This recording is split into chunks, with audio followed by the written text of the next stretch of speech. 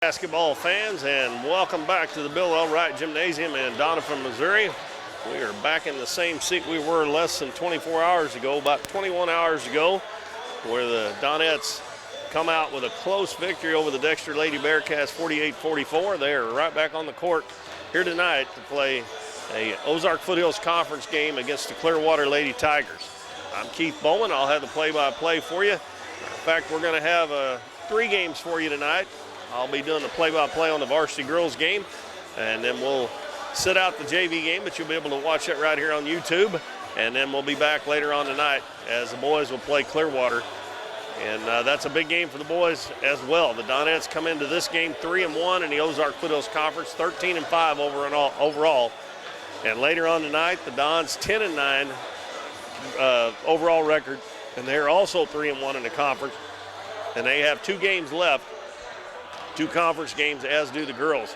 The girls will finish up their conference games Thursday night as the Twin Rivers Lady Rolls will be here at Doniphan. And the boys next Tuesday night will be playing Neelyville. Dalton Pennington's going to be here to bring you that game on Tuesday because I have a prior engagement, work with my other job, and I'll not be able to be here. I hate it because that game against Neelyville, if the boys can win here tonight, is going to be for somewhere right around the top seed. I don't know if East Carter has lost any conference games or not. They're the only conference team so far that's beat the Dons. And it's going to be a mixed up deal with the girls and the boys. Right now the girls are tied atop the conference standings with Neelyville and Naylor. All have 1 loss. But I'm guessing that Neelyville is going to get the number 1 seed. And I think the Donettes will get the number 2 seed, because they have beaten Naylor twice, and they beat them on their home court as well. But we'll have to wait and see. I don't think Naylor has near as good a record as the Donettes do either overall. Their conference record is the same, or at least it was as of yesterday. I don't know if they played last night or not. So this is a big game Donettes have tonight against Clearwater, Thursday night against Twin Rivers, trying to get to 5-1 in the conference. And if they get there, the worst they can do is share the regular season conference championship with Neelyville and possibly Naylor. So we're about 2 minutes away from the start. We're getting an early start tonight, but going to be 3 games here on YouTube. We'll be play-by-playing 2 of those, the first one and the last one. It's going to be a long night of basketball.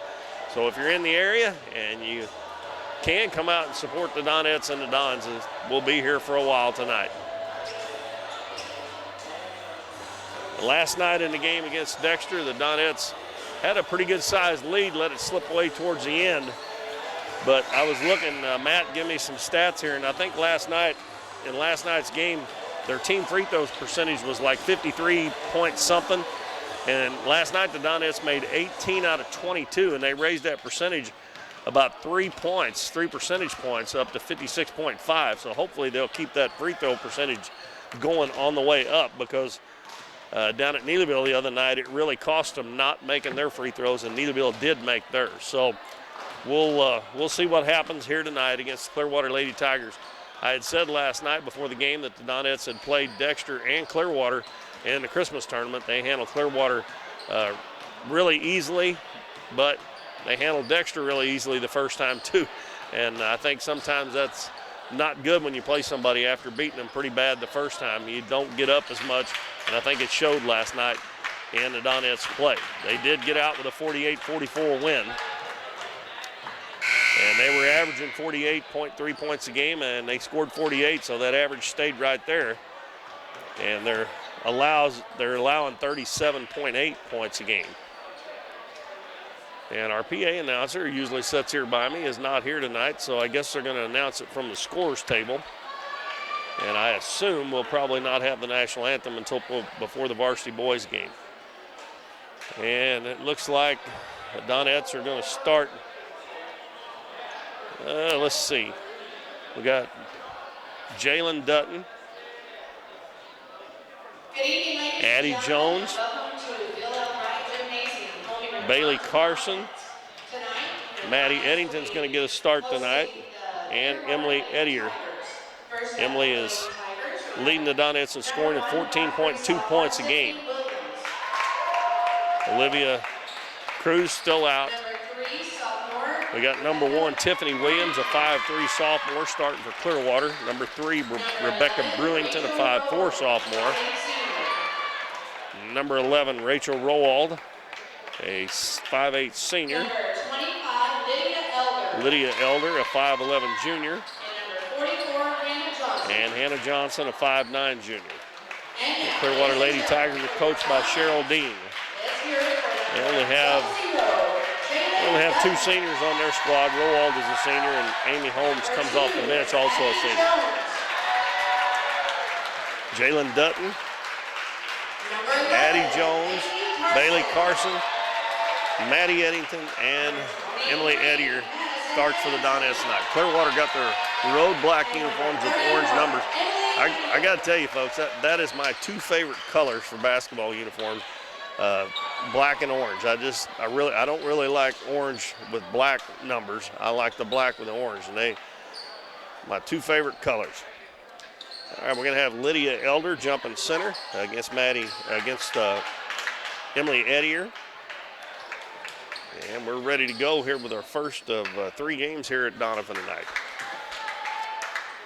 It's 13-5 on the season, and this is the next to the last conference game. They're 3-1. And the official puts the ball in the air, and it's tipped backwards. Addie Jones is going to get it. She's one-on-one, sidesteps the defender, lays it up in the left hand. It's good. The underhanded left-handed shot there. Donettes put on the press. 2-2-1. Rowald loses it on the floor, and she's going to be tied up. And it will be Clearwater's basketball. The Donettes got the opening tip. Last time the Donettes made it really hard on Clearwater last time they played with the press. And bounce pass comes into Rowald. Addie Jones on her. That tells me that Coach Epps thinks that Rowald's their best player. Gives it over to Brewington. Brewington dribbles to the head of the key. Maddie Eddington on her. Picks up her dribble. Donettes all over him. She switched her pivot feet. Them guys not see that. Addie Jones knocks it away from Rowald. Hands it off to Eddington. She's one-on-one. Takes it down. She sidesteps the defender, and she lays it in.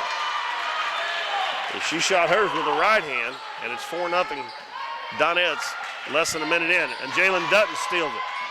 Passes across the lane, and I think she meant that for Addie Jones. And Maddie Eddington was in between coming down to fill the lane, and I think it went off her hand out of bounds. Well, Hannah Johnson will throw it in. And another throw in the middle, picked off. And it is going to be another layup by Addie Jones. She missed it. Maddie Eddington's going to get the rebound. She goes up. We're going to have a foul before the shot. And the Donettes have not let Clearwater get a shot off yet. And Clearwater's going to call a timeout with 7:02 to go. First quarter, the Donettes lead 4-0. We'll be back in 30 seconds. You're listening to Current River Broadcasting. Born to be wild? Well, don't let higher fuel prices put a damper on your fun. Get to Countryside Chevrolet in Doniphan today for a more fuel-efficient vehicle and let your wild side ride. Countryside has new vehicles that get more than 30 miles per gallon. Find out about flex fuel technology and check their great lineup of program and late model pre-owned vehicles. Ripley County's largest Chevrolet dealer is Countryside Chevrolet in the Hillcrest Plaza, Doniphan. Chevrolet, an American revolution. 7:02 to go. We played less than a minute here, and Coach Cheryl Dean has called a timeout as her Lady Tigers have not only got the ball past half court one time so far, and then they lost it on a tie ball. And the Donettes will have it underneath their own basket, leading 4-0. And Emily Eddier will toss it in onto the left side of the basket. Inbounds pass comes to Carson. Out to Dutton, fakes the three. Now a left elbow jumper, way too hard, but they're going to call a foul. And I don't know if that was on the shot. Yes, it was. They call that on Tiffany Williams. The underneath official called that. And Jalen Dutton will go to the free throw line. And she misses the first one.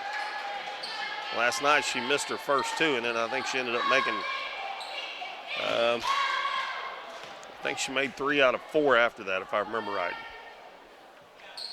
Second one's good. That is her first point, and it's 5-0. Johnson gets it up near midcourt to Brewington. She gets around the defense, dribbles down the right side, stops on the baseline. Double team, back out to Rowall. Rowall dribbles in, and she throws it away, and they still have not got a shot off. She was trying to hit Elder in the corner. And the Donettes get it on the turnover. Clearwater's in a 1-3-1 zone. This is the first time the Donettes have had to set it up. Everything else has been on the break. Edier faces the basket, gives it to Eddington, bounces baseline to Carson. Dribbles baseline, going to put it up about 4 foot out. No good. Edier with the rebound. She puts it in.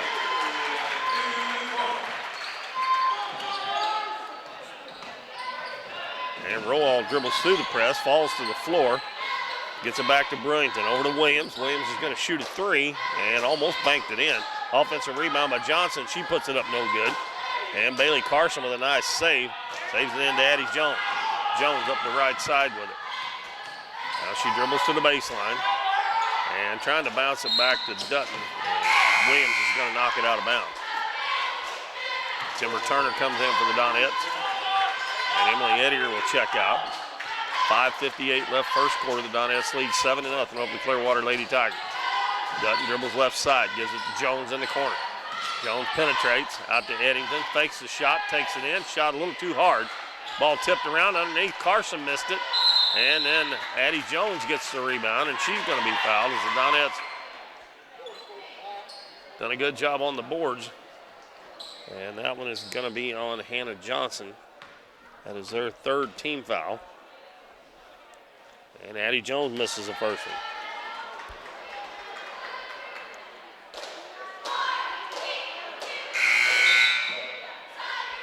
Now number 10, Grayson LaRue, a 5'4" freshman, comes in for Tiffany Williams for the Lady Tigers.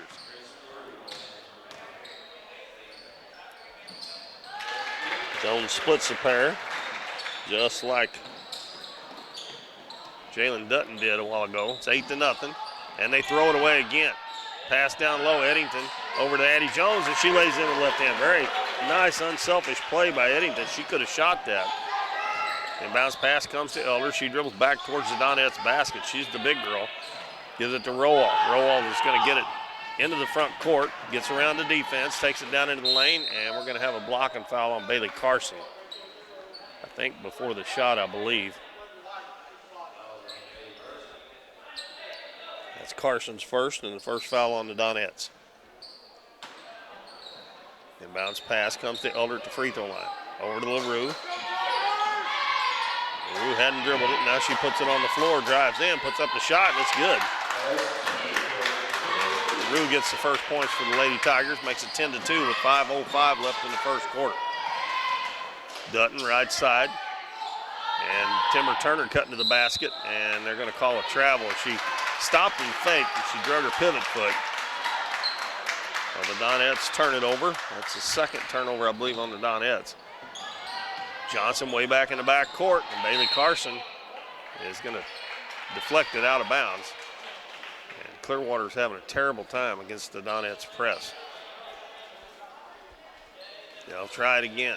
Bounce pass comes to Brilliant. Back to Johnson. She throws it away. Intercepted by Turner. Gives it to Dutton. Dutton dribbles to the free throw line. Hands it to Carson. Carson takes it in. Bounces it down low to Turner. And it's going to go out of bounds. Donette's doing maybe overpassing just a little bit. And we have Allison Skaggs coming in for the Donettes, replacing Turner. The ball went off of Clearwater's foot, so the Donettes will retain possession. Inbound, lobbed into Carson, wide open, and she lays it in. Bailey Carson gets her first two. And the Donettes almost stole it again. Brewington gets it back, gives it to Rowall. She got Elder wide open up ahead. She catches, puts it up, and it's good. 12-4 in favor of the Donettes. Dutton over in the left corner to Jones. Back to Eddington, left wing. Now to Dutton, head of the key. Dutton's going to drill into the paint, kick it out to Carson, fakes the three-pointer. Going to put it up about 15 and shot at 16. Air ball. And the rebound was by Brewington. LaRue's going to bring it up. And she'll set it up with 3:55 left in the first quarter. The Donettes lead 12-4. LaRue dribbles in and dribbles back out. Over to Roald on the right wing. Dribbles to the baseline. Takes it in. Nice move there, but she missed the shot. Bailey Carson gets the rebound. Passes way up the floor to Eddington. Eddington stops, gives it back to Carson. Carson over to Dutton. She's going to fire up a three. That's too long. But Eddington's there to get the rebound and lay it in. Nobody blocked her out. That's 4 points from Addie Eddington. 14-4. And we're going to have a foul on Addie Jones in the back court. That's her second team foul. As Sydney Speck and Brooklyn Klepsik check in. Maddie Eddington and Addie Jones will check out. Maddie and Addie go out. 14-4. And also we got number 35, Amy Holmes, the 5'4 senior, checking in for Clearwater. She throws it into Brewington. Brewington tries to throw it back to Holmes and throws it out of bounds.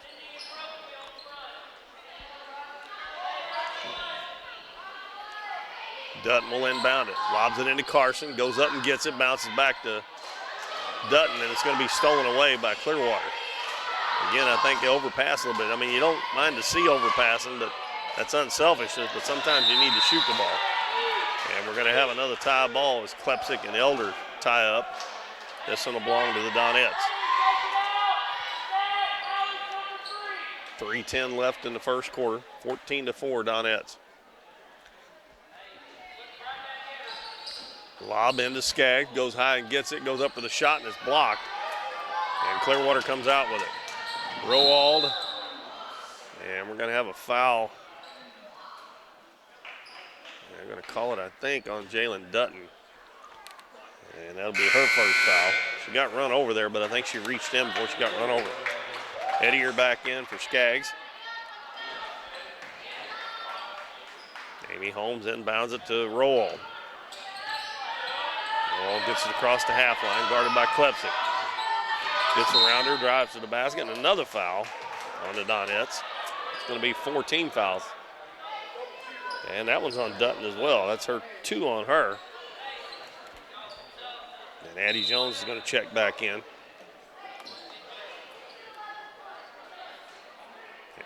Dutton will go to the bench with 2 fouls. And Holmes inbounds it in the corner. Goes to LaRue. And she traveled with it.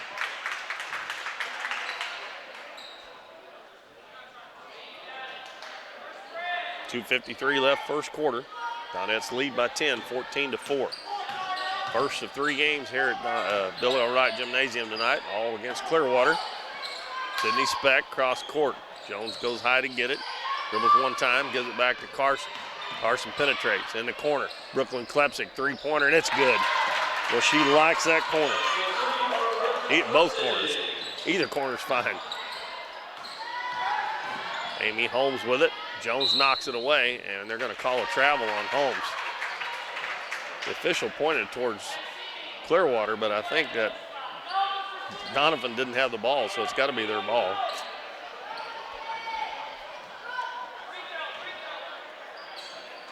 Jones inbounds to Carson. In the corner, Speck for 3. It's no good. And the ball is going out of bounds. And it was last touched by Addie Jones. Well, Clearwater will inbound. Holmes inbounds it to Brewington. Gives it right back to her. Klepsik almost got a steal. Over to Elder. Throws it up the floor. Throws it over Roald's head. And it is going to go out of bounds before she can get to it. And Clearwater continues to turn the ball over against the Donettes press. Timber Turner comes back in. Coach Epps being able to play a lot of kids here early in this one with a 17-4 lead. Klepsik will dribble it up the floor. Left wing to Addie Jones. Jones dribbles back to head of the key now over on the right side of Klepsik. Free throw line, Edier. In the corner, Speck's going to try it again from the same spot, and this one's good. 20-4. LaRue hounded in the backcourt, picks up her dribble, throws it over Roald's head, and Turner saved it. She shouldn't let it win. She threw it right back into LaRue. LaRue dribbles down, and her pass is going to be stolen by Addie Jones, but she can't control it before it goes out of bounds. Yeah, Timber Turner would have been better off let that one go, but she had to try to save it, and she's falling out of bounds. And when she threw it in, she threw it to Clearwater. Minute and a half left first quarter, 20-4, Donets.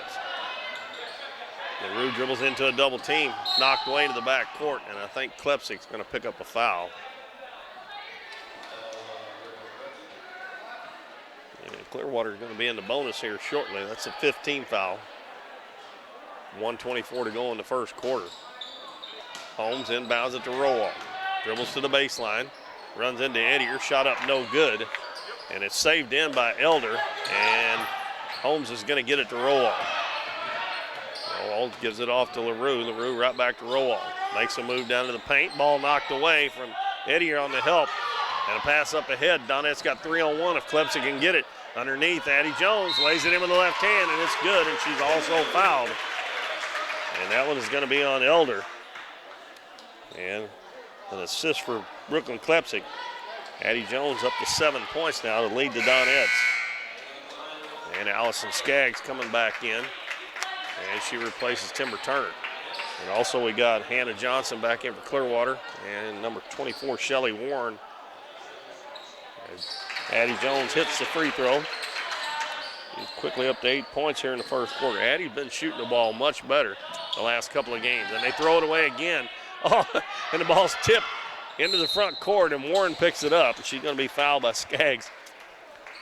Kind of a bad break there for the Donets, but they tipped it away, and then the ball was hit after it was tipped, and it went down the floor towards Clearwater's goal, and Shelly Warren was there to pick it up, and she'll shoot the first free throws for Clearwater. He's a lefty, puts the first one up, and it's good. She just checked into the game, gets her first point. 23-5 with 53 seconds left in the first quarter. And it's up by 18. Warren with one more free throw. And that one's a little long. Brooklyn Klepsik gets the rebound, brings it up the left side quickly. And at the free throw line, Edier's wide open. Missed the shot. And the ball is going to go out of bounds. And it's going to be off of Brooklyn Klepsik.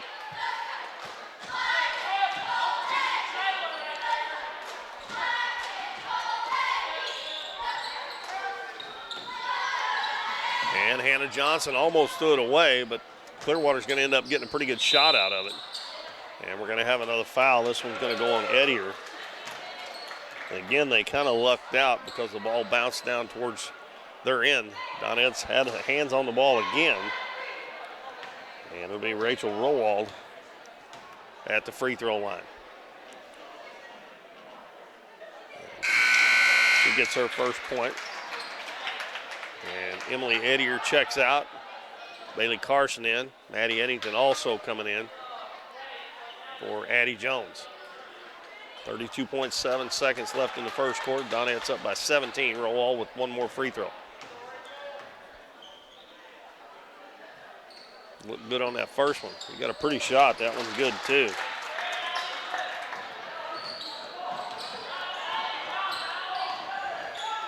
Carson, right corner to Speck. She hit one a while ago, and she hits another one. That's her second three.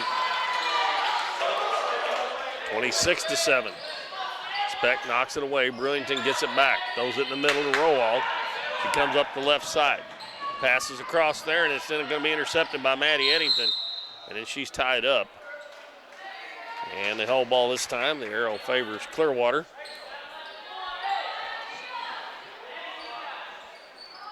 .7 seconds left. Amy Holmes will throw it in. Lobs it to Rowald, just over Speck's head. She shoots a jumper from the free throw line. It's an air ball. And the Donets will have it with 5.4 seconds to go.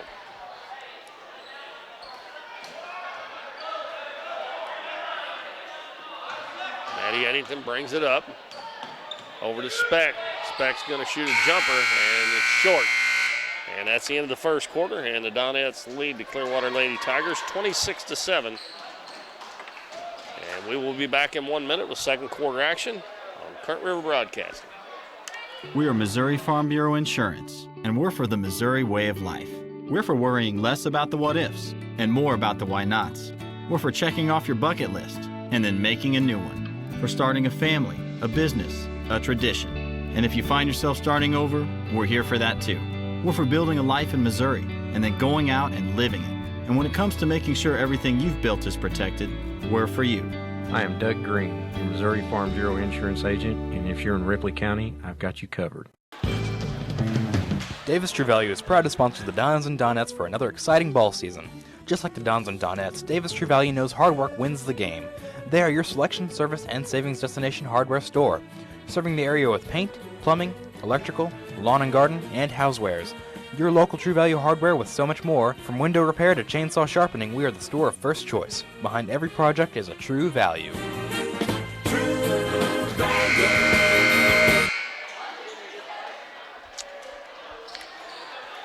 26-7, the Donettes lead at the end of one quarter over the Clearwater Lady Tigers. Donettes will send out Dutton, Jones, Speck, Edier, and Turner. And it's going to be Donettes basketball. Brewington, Williams, Rowald, Johnson, and Elder for the Clearwater Lady Tigers. Dutton bounces down low. Edier gets position, goes up for the shot, and didn't get it quite up high enough, but she's going to be fouled. And back to the free throw line.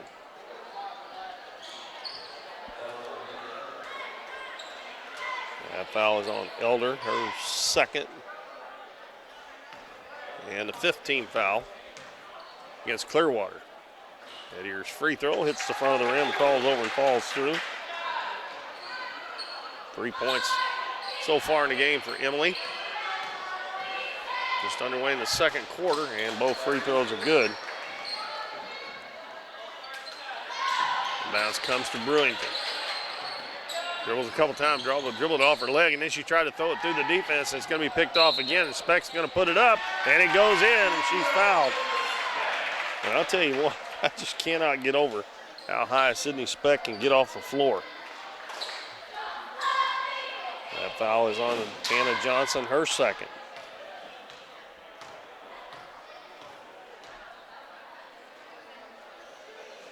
Speck nails a free throw. And she's got 9 points already. Rowald throws it up the floor to Tiffany Williams. She waits on her teammates. Dribbles out near midcourt. Now comes back towards the left side. Stops in the middle of the floor between the circles. Gives it to Brewington. Brewington has it knocked away by Speck. And Speck dives to the floor and is going to go out of bounds. A great hustle there by Sydney Speck. If she had hit that a little bit easier, she'd have had a breakaway layup. Clearwater will have to inbound it way back down almost at the other end as Amy Holmes checks back in for Johnson.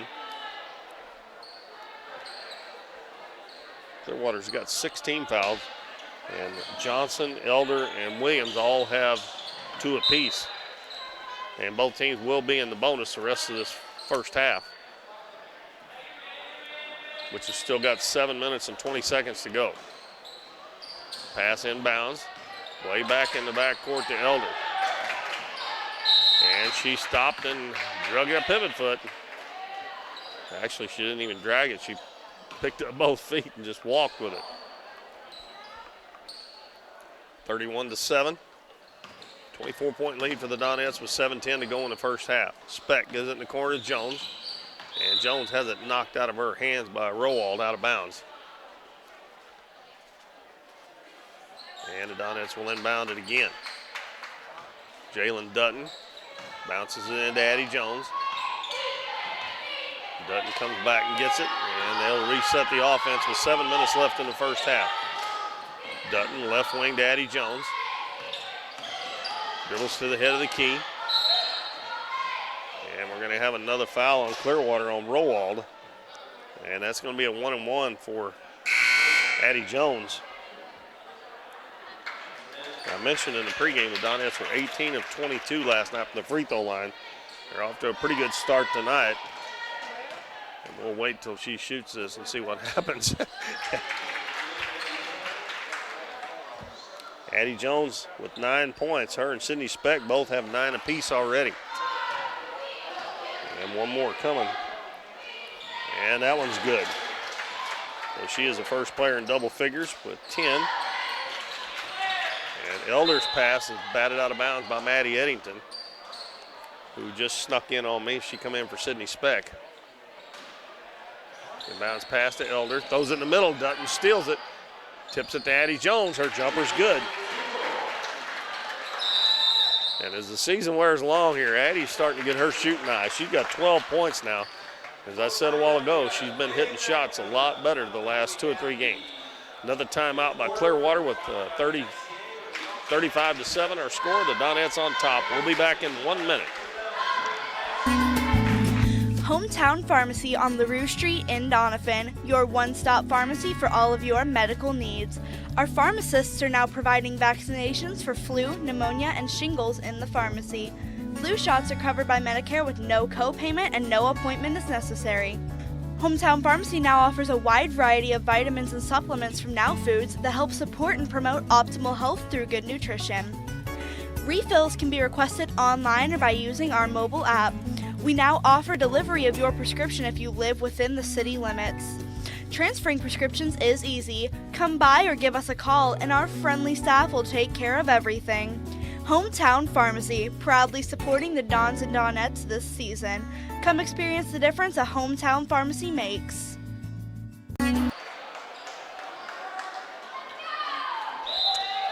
Donettes going to back off the press now with a 35-7 lead with 6:40 left in the first half.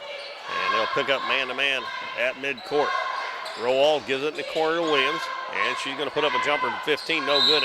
And Amy Holmes gets the rebound, and she throws it up, and that was probably a good job. She might not have got 2 shots there, but she's going to get 2 shots. Well, no, they're going to call it a 1-on-1. I guess that wasn't. I'm surprised that wasn't 2 shots. So she'll have to make the first one. And that foul was on Timber Turner. And she banks the first one in. And Clearwater is 4 or 5 from the free throw line. And that's the first point for Holmes. Both teams in the bonus. 35-8. Holmes next one, and that one's no good, and Timber Turner gets the rebound. Gives it to Dutton. Dutton dribbles up the left side. Now comes back between the circles with it. Guarded by Williams, stops, head of the key, gives it to Addie Jones. Jones hits Maddie Eddington off the screen. She is wide open, and she missed it. And it's going to be knocked out of bounds by Clearwater. Maddie bobbled that ball just a little bit when she caught it, and it gave the defense a chance to kind of catch up with it. Inbounds to Eddier, spins, shoots, no good. And Elder gets the rebound. Timber Turner knocks it away from behind, picked up by Jalen Dutton. And we're going to have another foul on Clearwater.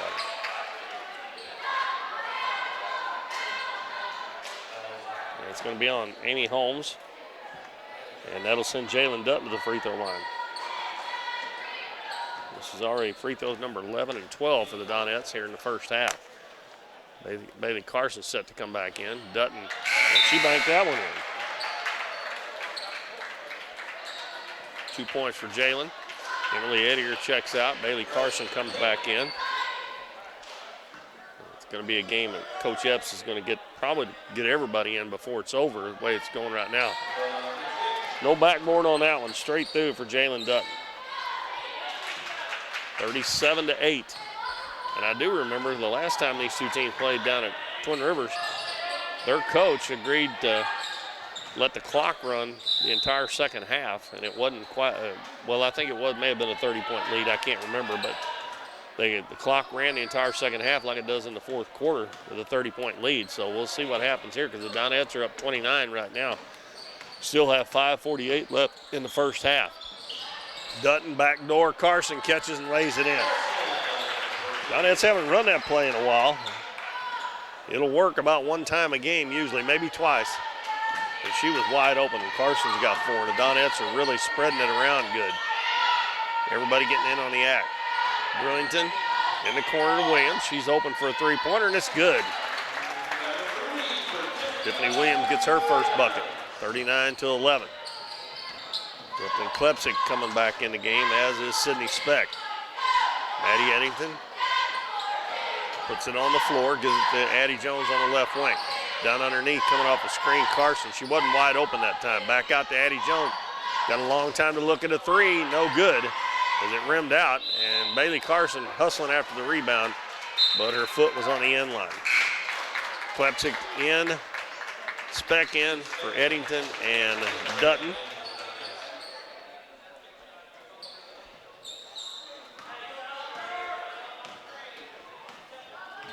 Rachel Rowald met at half court by Addie Jones, loses it in the back court. Jones tipped it, or it would have been a back court. Rowald gives it to Brewington. Brewington dribbles over to the right side, picks her up out the volleyball line. Bounces to Rowald at the volleyball line. Donettes are making a play way out there. Williams, who just hit a three, is open in the same spot, and she hits another one. 39-14. 4:25 left in the first half. Donettes up by 25. Carson hands the ball off to Sydney Speck. Free throw line to Turner, now left side to Klepsik. Baseline to Carson. Carson's going to dribble in, out to Speck. She's wide open, and she missed that one. And on the rebound, we've got a jump ball. And this one will favor Clearwater as Hannah Johnson comes back in for Clearwater, replacing Elder. And Addie Jones checks out, and Maddie Eddington comes right back in. Maddie didn't get much of a rest there, but she's Energizer Bunny anyway. Donettes have about 4 of those. Amy Holmes dribbling in the back court and tries to get it over to Johnson. Knocked out of bounds by Timber Turner. Donettes going to play full court man-to-man now. Lobbed in, and it is going to be taken by Turner. Gets it to Speck. Speck dribbles in and puts it up. And they're going to call a block on the floor. And every time the Donettes get on them, whether it's a zone press or man-to-man down the floor, they seem to get a steal. Or Clearwater just throws it away. And that'll send Sydney Speck to the free throw line. Looking for point number 10 in his first half. And it's good. She's 2 out of 2 from the free throw line. And another timeout called by Coach Cheryl Dean of the Lady Tigers. It's 40-14. We're exactly halfway through the second quarter. 4 minutes to go. And we're going to take a, nope, we're going to keep it here, folks. We'll keep it here. Donettes with a 26-point lead. And exactly 4 minutes left first half. Remember, after this game, there'll be a JV boys game, and you can watch that right here on YouTube. We won't do the play-by-play, but then later on, we'll be back for the varsity boys game. We'll have the play-by-play. And those are also against Clearwater. They have all 3 of their teams over here tonight. And the Clearwater boys coach now is Zach Moore, and he coached the girls over here for a couple of years, a few years back, and he is the boys coach at Clearwater now. So after the timeout, Sydney Speck will have another free throw. Donettes come out with Timber Turner, Sydney Speck, Bailey Carson, Maddie Eddington, and Brooklyn Klepsik. We got 3 sophomores, a junior, and a freshman on the floor for the Donettes. Clearwater has Johnson, Holmes, Rowald, LaRue, and Williams. Williams hit a couple of threes here this quarter for Clearwater. And Speck makes the second one. Donettes are 12 of 14 from the free throw line. Continue where they left off last night from the line. Rowald throws it up the floor. Williams has got Johnson wide open on the other side, but she missed the layup. She's going to ball's tipped back to her. Throws it to Holmes, shoots from the free throw line. It's no good. And Brooklyn Klepsik will get the rebound. Passes up the floor, and it's intercepted by Rowald, but she can't stay in bounds. And we got a line change for the Donettes. It's Addie Jones, Emily Edier, Allison Skaggs, Jalen Dutton, and Emily Davis are checking in.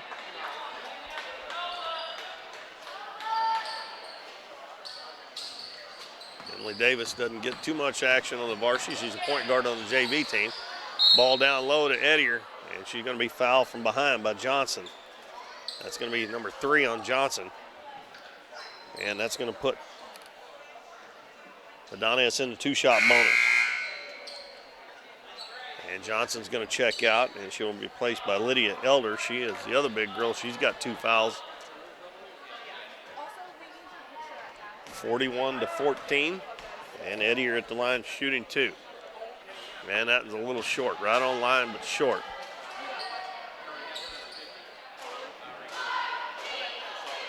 When you get a lot of fouls called, it makes for that clock seems like it's running awfully slow. That one goes down. Ettier with 5 points, 3 for 4 from the free throw line. 42-14, 3.5 minutes left first half. And it's with a 28-point lead on the Lady Tigers. Williams looking for help, gets it to Rowald. Rowald dribbles in, kicks it back out to LaRue. Over to Williams, fakes the three, going to take it in. Their shot blocked, but they're going to say Dutton got a piece of the hand. And that's going to be 3 on Jalen Dutton. And that will send Tiffany Williams to the free throw line. She is a 5'3" sophomore. Has 2 3-pointers and got 6 points so far in the game. And she makes the first free throw. They are 5 of 7 now from the free throw stripe.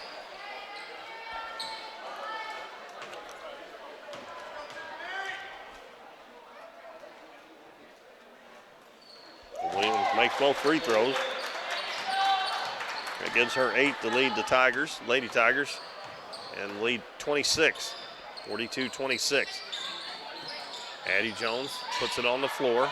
Got to get some help now. Jalen Dutton comes to her, gets the pass, dribbles into the paint. Underneath to Ettier. Ettier's going to go up, and another foul on Clearwater. And Clearwater may have a hard time fielding the team before this one's over. That is on the other big girl, Lydia Elder. Now she's got 3. And Ettier right back to the free throw line.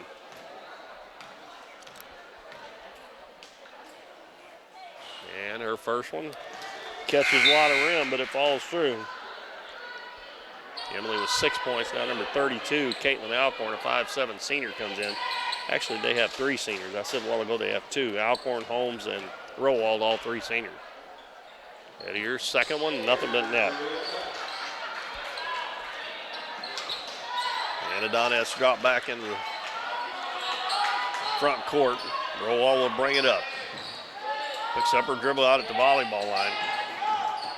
Over to LaRue. Now left baseline to Holmes. She's going to fire up a two-handed set shot. No good. And another foul on the rebound. And it's going to be Allison Skaggs shooting this time. That foul is going to be on Rowald. That's her second. And we'll walk to the other end and shoot 2 more. Rebecca Brewington comes back in the game.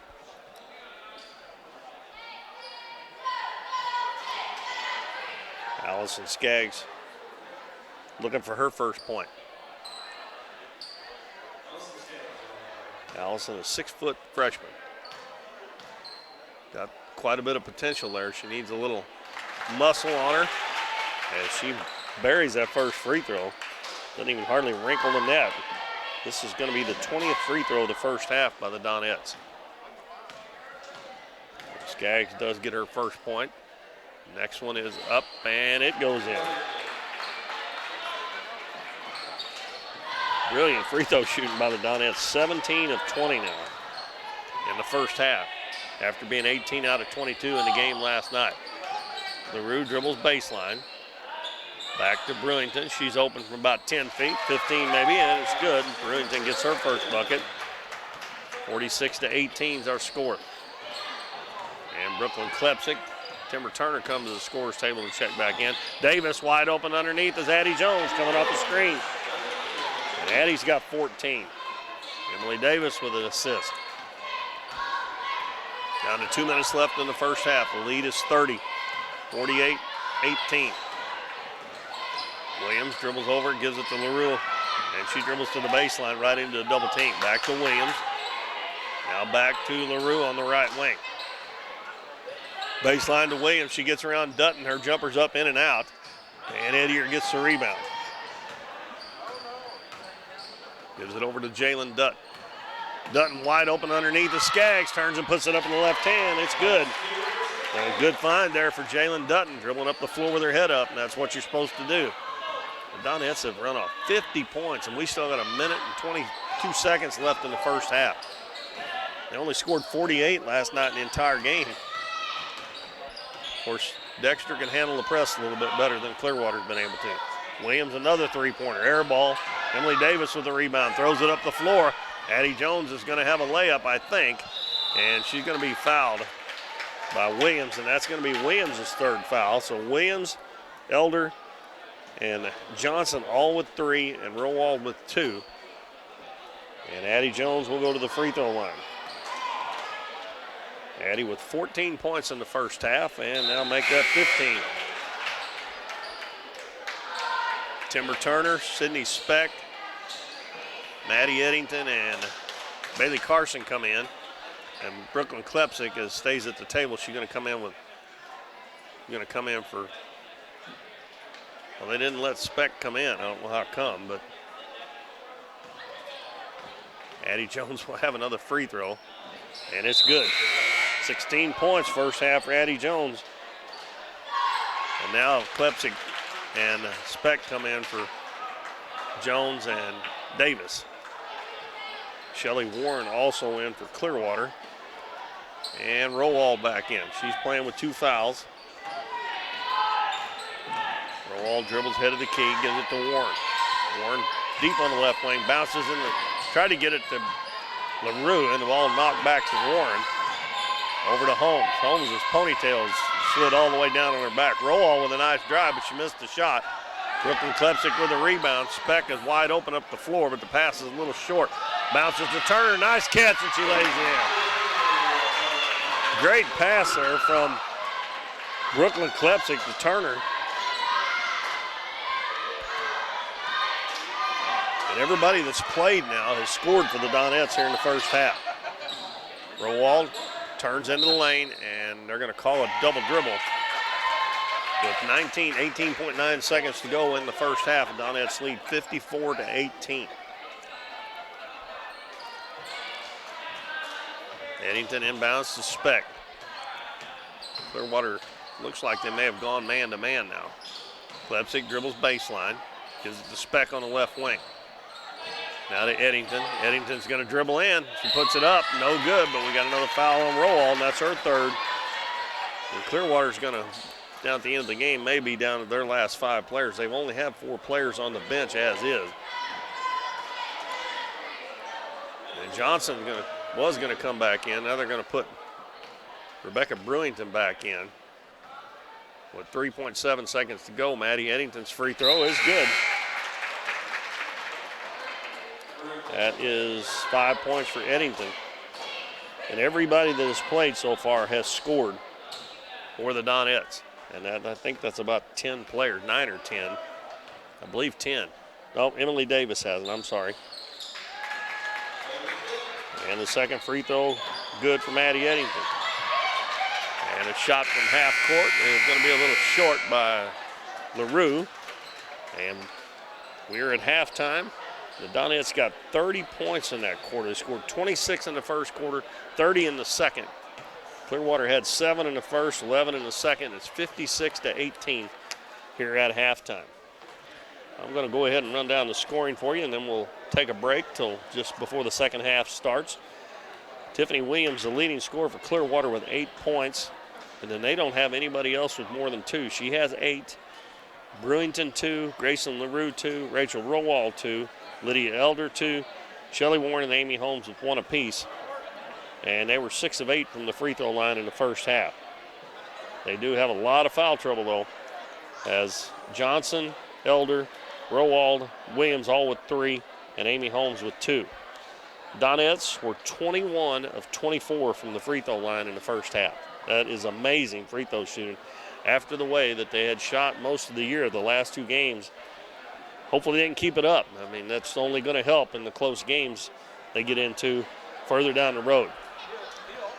For the Donettes, let's see, we've got 16 points for Addie Jones, 11 for Sydney Speck. Sydney hit 2 threes. And then we have 7 points for Emily Eddier, 6 for Maddie Eddington, 4 points for Bailey Carson, 4 points for Allison Skaggs. Brooklyn Klepsik hit a 3-pointer for 3 points. And then we have 3 points for Jalen Dutton, all on free throws. Timber Turner has 2. And I believe that's it. The Donettes have 56 points at halftime, 56-18. Looking for win number 14 on the season. We're going to take a break, and we'll be back on the air with you about a minute before the second half starts. Big lead here for the Donettes. We'll see if Coach Dean does the same thing she did the last time, let the clock run in the second half, because that's what happened down at Twin Rivers. We'll see. We'll be back in shortly.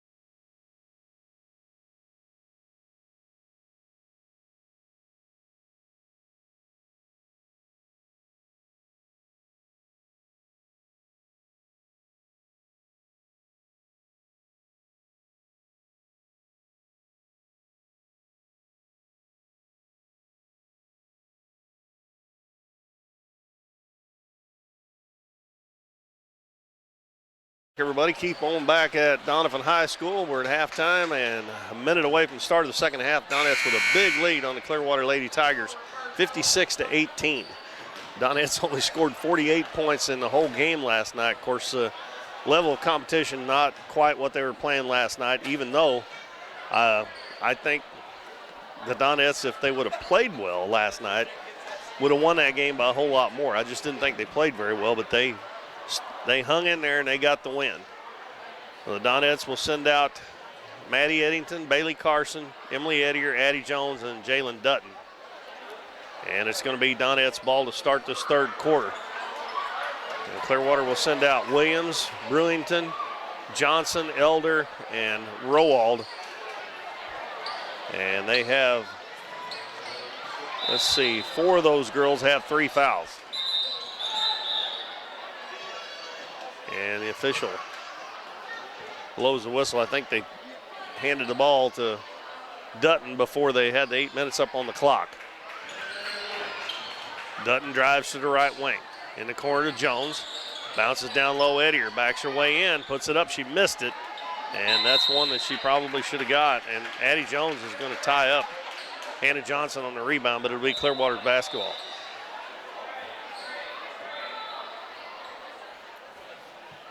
Official wanted to give it to Doniphan, but they just brought it in bounds. Rachel Rowald brings it up, met by Addie Jones. In the right corner, she throws it out of bounds. I don't think anybody, Rowald's thinking that somebody tipped it, but I know Addie Jones didn't because she was playing her to her left side. They're going to give it to the Donettes. I didn't think anybody hit it. Jalen Dutton dribbles into the paint, and her little floater is good off the glass. Jalen's first field goal, and she has 5 points in the game. Rowald going to dribble into the paint, sidestep the defender, puts it up, no good. And Hannah Johnson gets a rebound underneath. She missed it, got it back again, put it up, no good. Ball tipped around, and Brewington gets it, and she puts it up and missed it. Basket had a lid on it. Jalen Dutton comes out with it. Addie Jones dribbles into the paint, and I believe she traveled. If she would have seen her as soon as she caught the ball, Emily Ettier was wide open underneath. I think the ball got caught on her hip a little bit. 6 minutes, 50 seconds left, third quarter. 58-18 is our score. The Donettes up by 40. Williams in the right corner. In the lane, intercepted by Ettier. Bailey Carson sees the floor well. The Donettes running the floor. Addie Jones fakes, goes up with it. And it got bumped there, but I don't think there was enough contact for him to call a foul. The ball looked like it just slipped out of her hands on the way up. Now she's going to dribble baseline, gets inside and scores. She took it back out to the baseline, then turned around and went right back around Rowald. Rowald playing with 4 fouls. What can you do there? You don't want to pick up the 4th one if you want to stay in the game. Rowald dribbles down, and we're going to have a blocking foul on Addie Jones. And that is foul number 2 on Addie. 60-18. Hannah Johnson inbounds. Williams is going to fire up a 3. She hit a couple in the first half from that spot on the other end, but missed that one air ball. Maddie Eddington hands it ahead to Addie Jones. Jones dribbles in. Her shot blocked from Rowald. Rowald comes away with it. A little too long getting that one off. Rowald heads back to the other end. Stops on the baseline. Double team. Gives it to Brewington. Brewington open from 15. It's short. Eddington with a rebound. She's one-on-one with Rowald. Rowald's got 3 fouls. Steps her, missed the shot. Jalen Dutton with a rebound, hands it over to Jones, and she goes up. And we're going to have either the 4th foul on Johnson or Elder, one or the other. It's going to be on Elder, her 4th. And Addie Jones will go back to the free throw line. It's 21 out of 24 in that first half. And Jones missed that one. That one got a lot of the rim, but it didn't go in. Sydney Speck coming in. Oh, she's going to come in for Addie Jones. Elder goes to the bench. Shelly Warren back in for Clearwater. Well, that one did everything but go in. And that one's short. Well, that hurt the percentage a little bit. It was about 85% in the first half. Rowald with the ball. Brewington gives it back to Rowald on the baseline. She's going to take it in and going to be fouled by Edier. 2 fouls on Edier. Speck and Turner at the scores table. They'll come in after this first free throw by Rowald. Rowald has 2 points in the game, both those from the free throw line.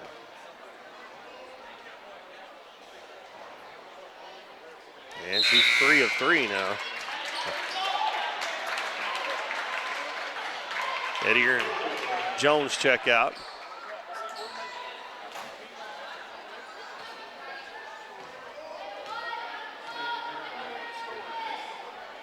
Rowald's the second player to have over 2 points. She missed that one. Jalen Dutton with the rebound. And Sydney Speck gets behind the defense. She missed the shot. And Rowald gets it. She was a little farther out when she went up for that than what she thought. And now Speck knocks it away. It's loose on the floor. And another held ball. This one belonged to the Donettes. Now Speck caught that ball, and I think she probably should have took one dribble. She was a little farther out. Was a little bit out of sorts there on the shot. 5:10 to go in the third quarter. 60-19 Donette. Speck open left corner, three-pointer no good. And Williams gets the rebound out at the free throw line. Speck shot that one a little bit flat. She hit a couple threes in the first half. She's got 11 points in the game. Williams, right side to Rowald. Now to Shelly Warren in the right corner. Warren dribbles back to the right wing, hands it in the lane to Brewington, and she misses a layup. The ball's going to go out of bounds. Last touch by Maddie Eddington. Brooklyn Klepsik in the game, and Eddington will check out.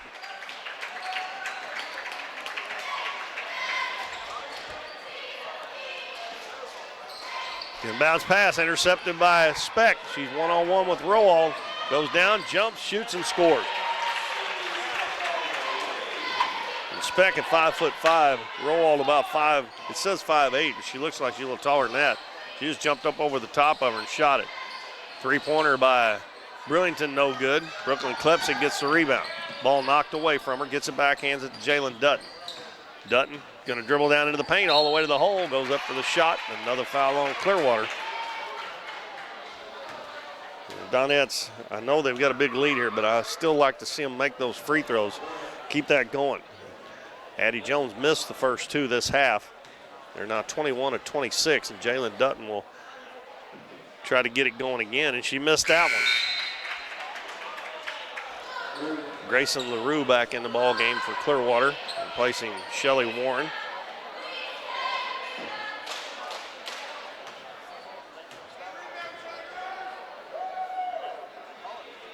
And that one no good. So they're 0 for 4 after making 21 out of 24 in the first half. I don't know how that can happen, but 62-19. We're halfway through the third quarter. Williams in the corner, step back jumper, short.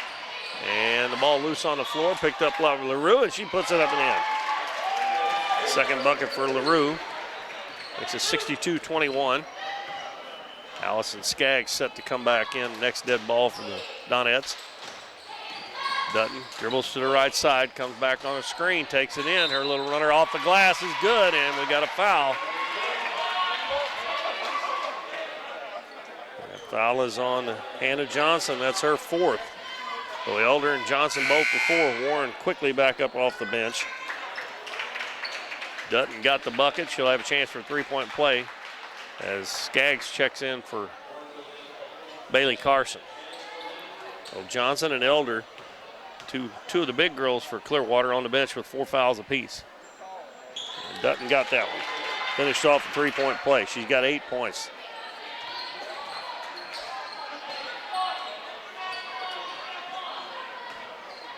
(65-21), 3.5 minutes left, third quarter. It's up by 44, so as long as they keep that over 30, we'll have a running clock in the fourth quarter. Brewington has it taken away by Brooklyn Klepsik. He held it out in front of her, and Klepsik took it. Hits Timber Turner out in the corner. Sydney Speck, three-pointer, it's short. Goes and gets her own rebound, They tried to, but ball hit on her leg, went out of bounds, but at least she did follow her shot. Emily Davis coming back in, and she'll replace Jalen Dutton. So the Donettes have Speck, Klepsig, Skaggs, Turner, and Davis. So we got 3 sophomores and 2 freshmen out there for the Donettes right now. Williams in the right corner. Puts it on the floor. Passes to Warren open at the free throw line. Her shot's short. And Rowall goes and gets the rebound, puts it up. And we're going to have a foul. And we'll see who the foul's on. Allison Skaggs. Her second personal. And Rowall back to the free throw line. She still has not got a field goal in the game.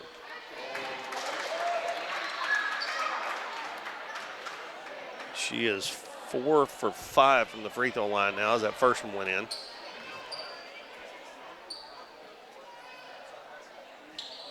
That one rims out, and Allison Skaggs hauls down the rebound for the Donettes. Emily Davis running the point now. Dribbles to the left side, gets a screen from Turner. Lob to Turner on the pick and roll. She missed it with the left hand. Skaggs gets the rebound and puts it in. I don't know what happened to Turner, if that ball slipped out of her hand or what, but she was absolutely wide open on the pick and roll. And Speck reaches in and fouls Rowall. Her first personal. 4th team foul on the Donettes. Pass inbounds to Brewington.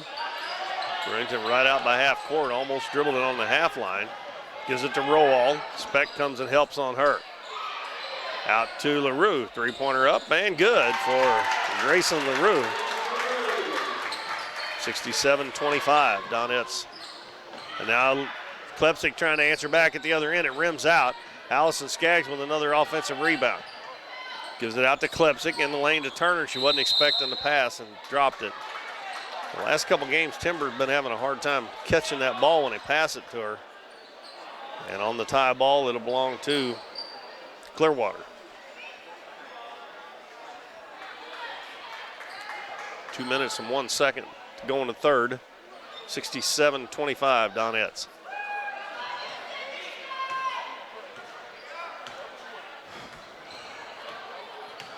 Bailey Carson will come in next dead ball for the Donettes.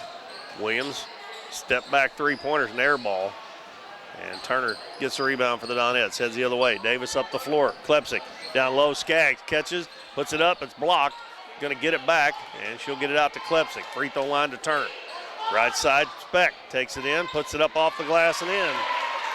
15 for Sydney Speck. 69-25, Donettes. Rowall with a crossover dribble. Deep on the right wing. Throws it in the paint, knocked away, but it goes right to Williams. And she'll throw it back out to Rowall. Now to Warren on the left wing. Back to Brewington, over to Williams. A 3-pointer, no good. The ball tipped around. Rowall with the offensive rebound. And she's going to be fouled. And she'll go back to the free throw line again. A foul on Sydney Speck.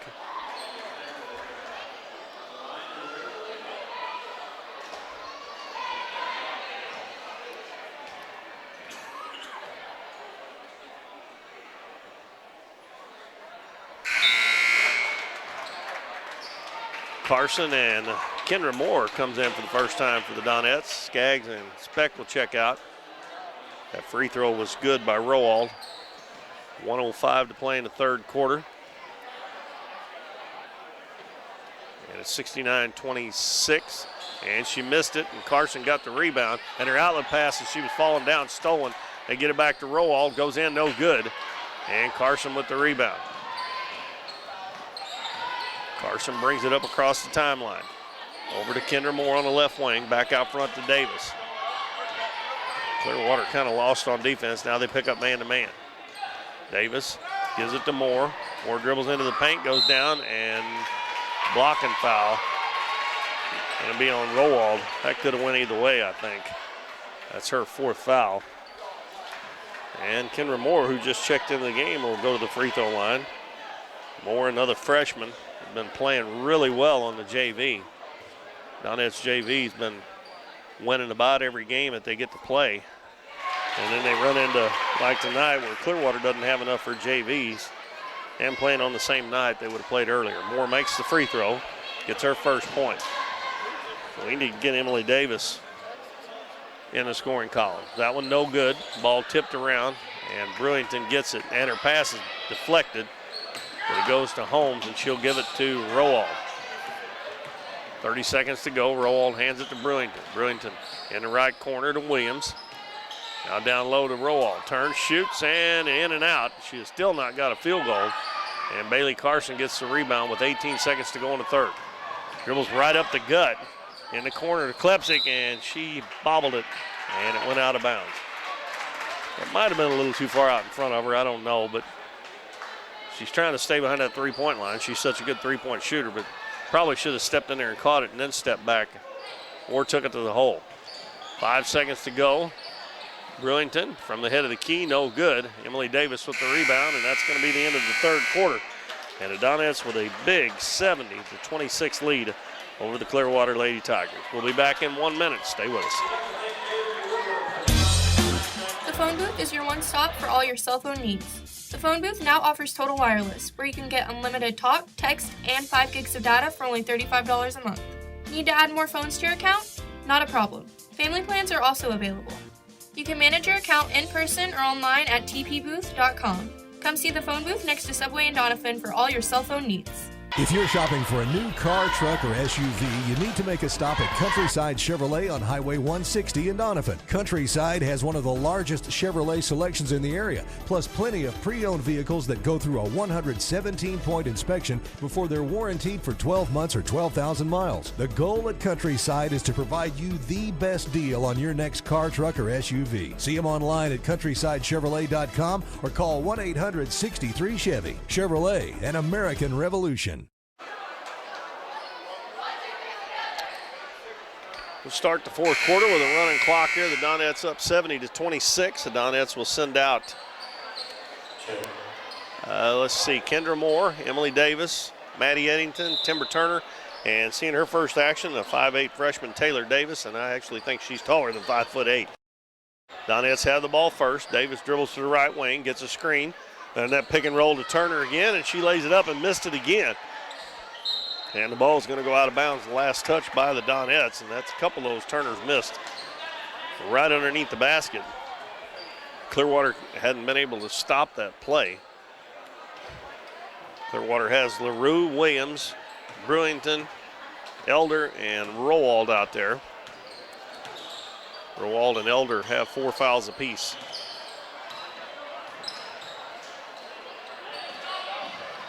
LaRue comes and gets the ball. Pass across there to Williams. Her jumper up from about 10 feet, no good. Elder gets the rebound. She missed it. Kendra Moore clears the boards for the Donettes. Dribbles up to half court.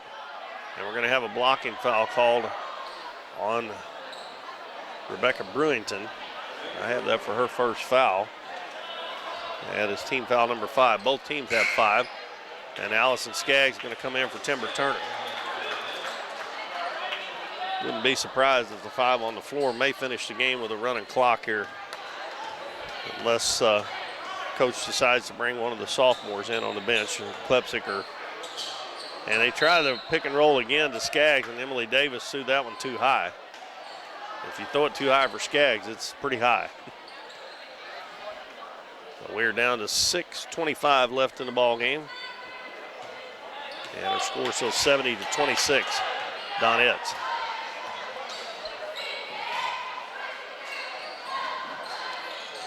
And the pass deflected, but it goes to Rowald. She's going to dribble baseline.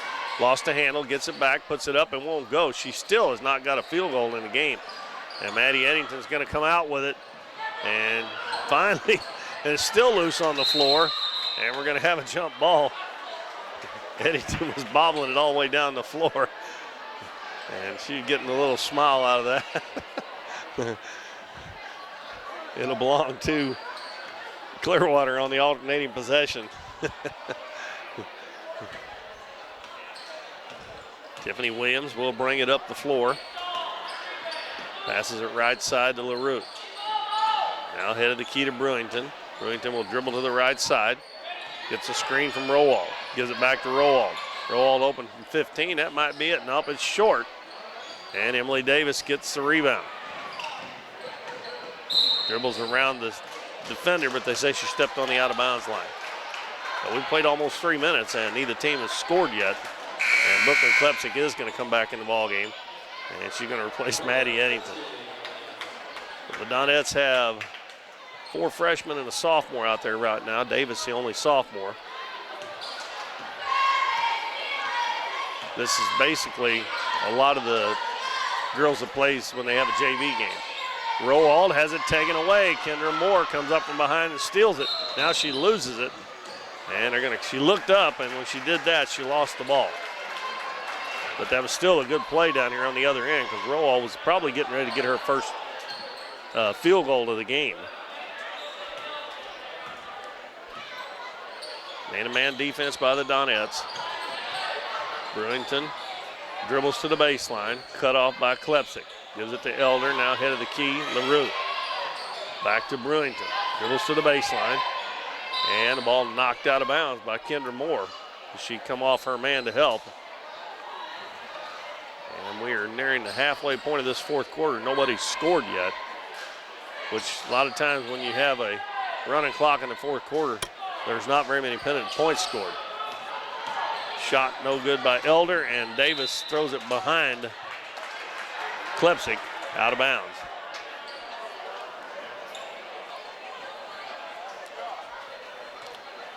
Coming up after this, we'll have JV boys game, and then I'll be back to bring you the varsity boys game. And that will, of course, the JV boys game will be on. You can watch that. LaRue's three-pointer is no good, and Kendra Moore with a rebound. She's got Davis up ahead, is going to put it on the floor and lays it in. Well, Taylor Davis gets in the scoring column. I think right now Emily Davis is the only one who has not scored in the game. They need to get her a shot, which she doesn't shoot the ball. In the JV game, she hardly ever shoots the ball, but she's the only one that hasn't scored. 72-26, 3 minutes left in the game. And Kendra Moore steals it again. Davis is open, and she throws it a little too far for her to get it. Cross court to Moore, too high, and she will save it before it goes out of bounds. She's double teamed in the corner. Get it back out front to Davis. Davis gets around her man, dribbles down, gives it to Skaggs, dribbles it off her foot. Going to get it back, and then she loses it out of bounds. And Coach Epps just told Emily Davis to shoot the ball. She was wide open just inside the free throw line, and the Donettes end up turning it over. But she is so unselfish. She does not ever look to score. But I'd like to see her score because that means everybody that has played in the game, and that would be everybody that's available to play, has got into the scoring column for the Donettes. Pass batted away, goes right back to Williams. Dribbles to the baseline. And a foul going to be on Emily Davis.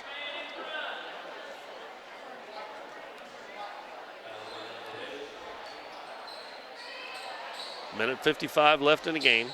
72-26 Donettes. Inbounds pass knocked away by Davis, and it's going to go out of bounds. Clearwater will keep the possession.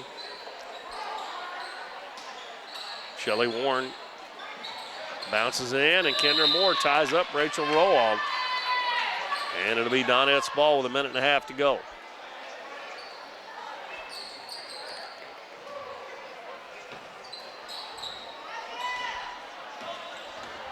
They're going to run that play for Davis again and get her a shot. She hands it to Taylor Davis, and a good pass underneath, but Skaggs can't handle it. It might have been a little bit low, but that was a good play between the two big girls. Donettes end up getting the ball back, and Davis has it knocked away by Williams. We're under a minute to go. 55 seconds left. Kendra Moore will step out and throw it in bounds. And a pass to. Why is that back court? That is not back court.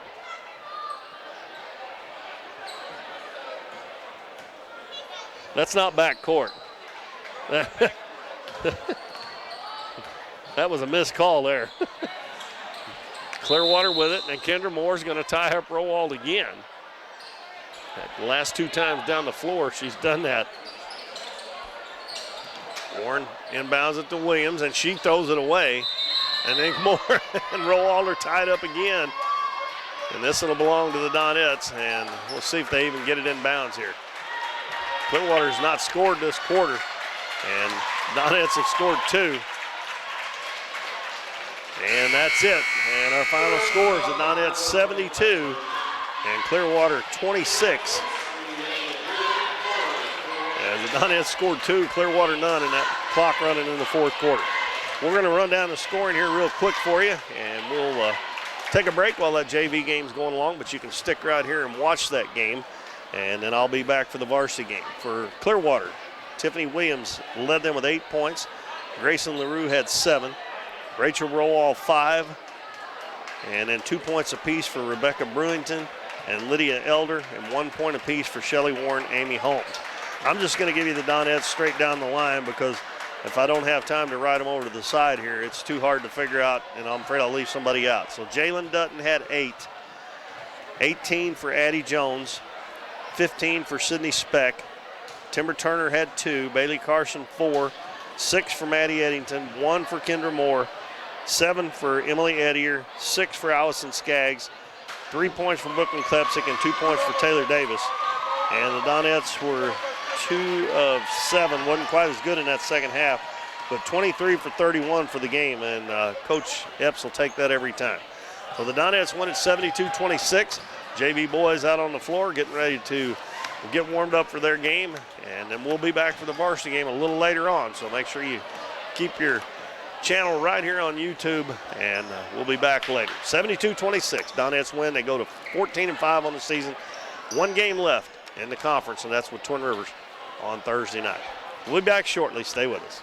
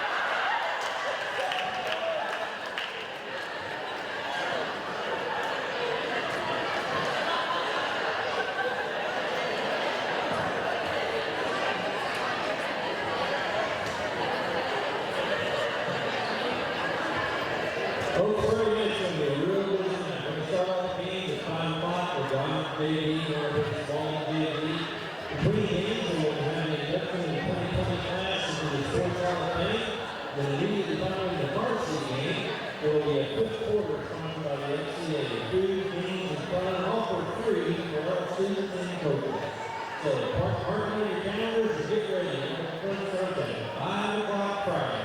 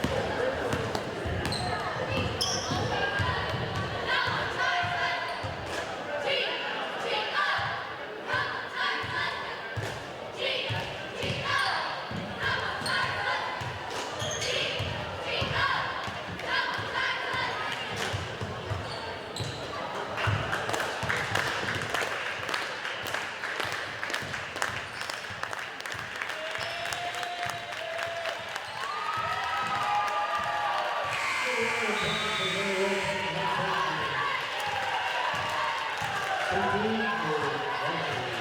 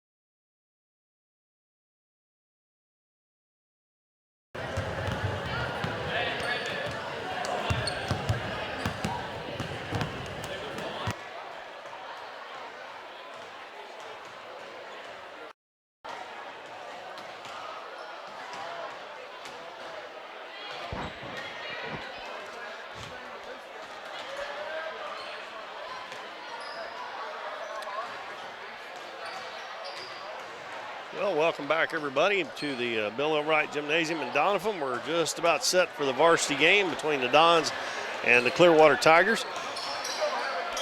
So far, Doniphan has won the first two games here. The girls' game was a 72-26 final in favor of the Donettes, and the junior varsity boys game just completed 52-29 Dons. So the varsity going for the sweep here tonight, and I expect this game to be much closer than either one of the first two games were. The Clearwater Tigers come in with a record of 9-8, and Coach Moore told me that they were 1-2 in the Black River League, the Ozark Foothills Conference, and they beat the only team that has beaten the Dons for their only conference win. The only team that's beaten the Dons in the conference. They beat East Carter and beat them pretty handily, but then they lost to Twin Rivers and forgot who else. Neelyville, I believe. So they're 1-2, and they're 9-8 on the year. And as I mentioned earlier in the girls' game, if you were with us, Clearwater's head coach is Zach Moore. He coached the girls over here a few years ago for a couple of years, and he has moved over to Clearwater and is coaching the boys over there now.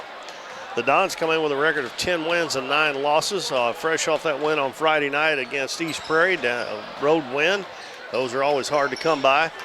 And they are 3-1 in the Ozark Foothills Conference. So this is really a big game for the Dons. And if they win here tonight, they can be 4-1. Their final game will be against Neelyville next Tuesday night. And that will be, I don't know everybody's record, but I know East Carter may only have one loss. So it's going to be up in the air, kind of like it is on the girls. But I got a pretty good idea that Neelyville girls will be the number 1 seed, and the Donettes and Naylor will be 2 and 3.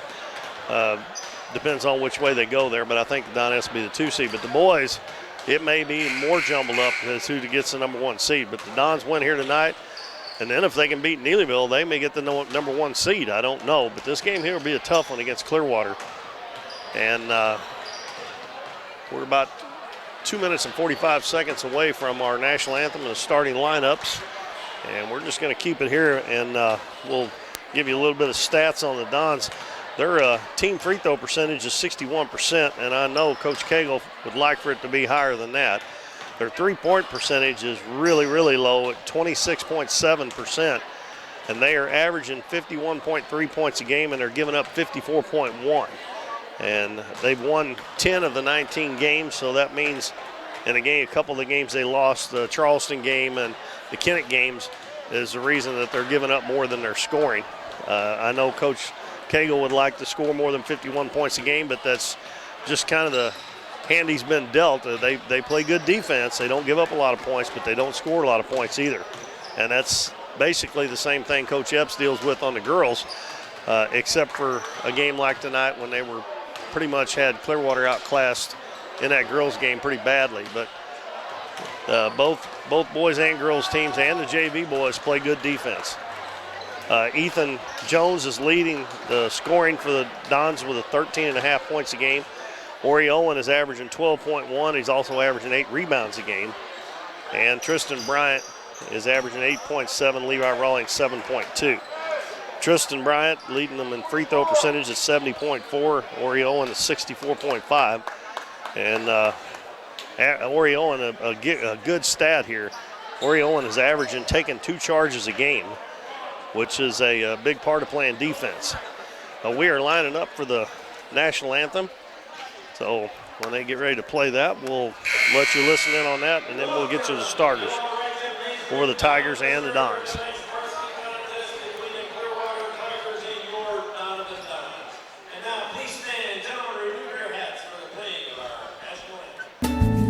Hometown Pharmacy on LaRue Street in Doniphan, your one-stop pharmacy for all of your medical needs. Our pharmacists are now providing vaccinations for flu, pneumonia, and shingles in the pharmacy. Flu shots are covered by Medicare with no co-payment and no appointment is necessary.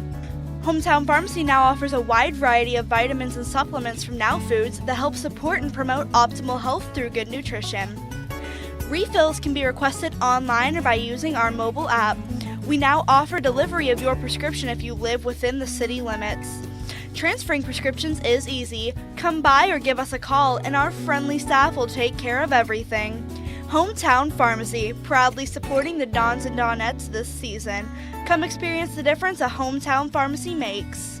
You've heard it all before. We're number one. We're the best. We have the biggest rebates. Now is the time to skip the hype and come to Current River Ford in Doniphan. They're all about helping you find the perfect new Ford. Current River Ford services your vehicles after the sale. From the moment you drive in, you will receive the quality service you've been missing. With the selection at Current River Ford, you'll find the new vehicle you want. How about getting your next vehicle at a dealership that makes it all about you? Current River Ford, Highway 160 in Doniphan.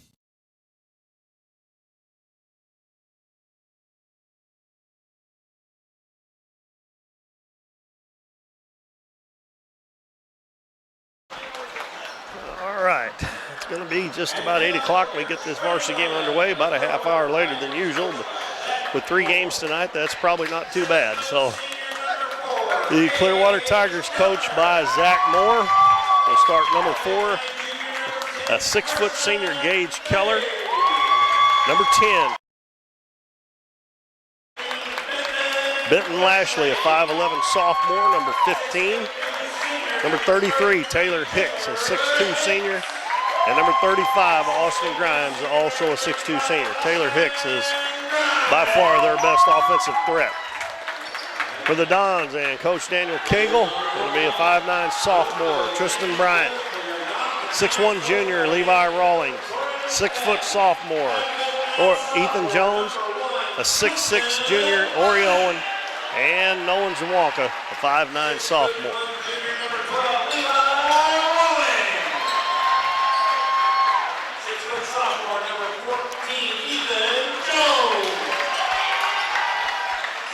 Clearwater in their road black uniforms with orange numbers and white trim. Here in the first half, Clearwater's going to go from left to right, the Dons from right to left.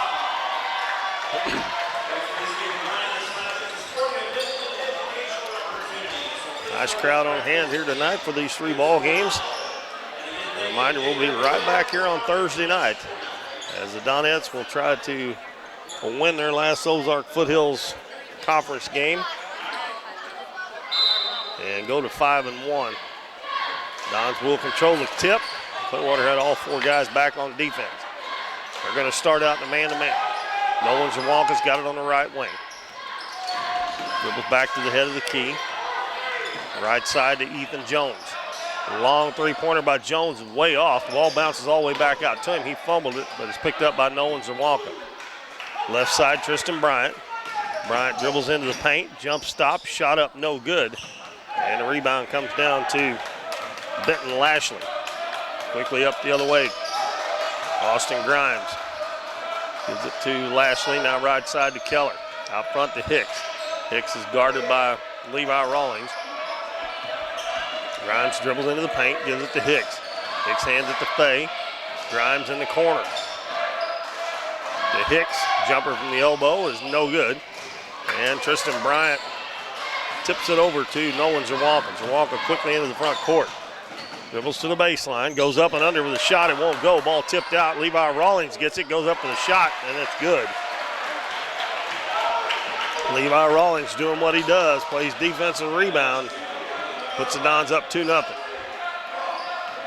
Fay on the left wing, gives it to Keller, baseline to Grimes. Going to put it on the floor, hits Hicks. Hicks drives in, puts it up, and he's fouled. Basket's going to count. Foul will be on Levi Rawlings. And Taylor Hicks got a chance to put the Tigers up with the old-fashioned 3-point play.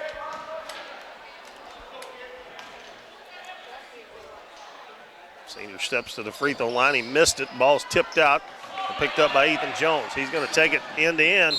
And a blocking foul going to be on Carson Fay.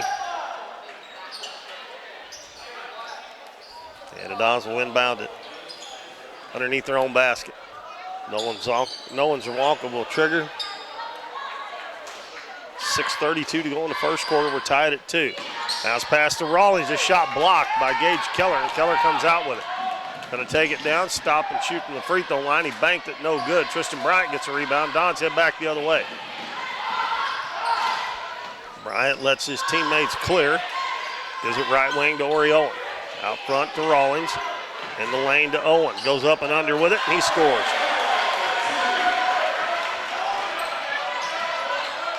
Hicks will bring it up. Gives it right wing to Fay. He's going to dribble. Now he reverses back to the right wing. Gives it in the corner to Lashley. Lashley dribbles all the way back out the head of the key. To Hicks deep on the left wing. Back on the right side to Keller. Now Grimes just outside the free throw line. Shot no good. And Levi Rawlings with the rebound.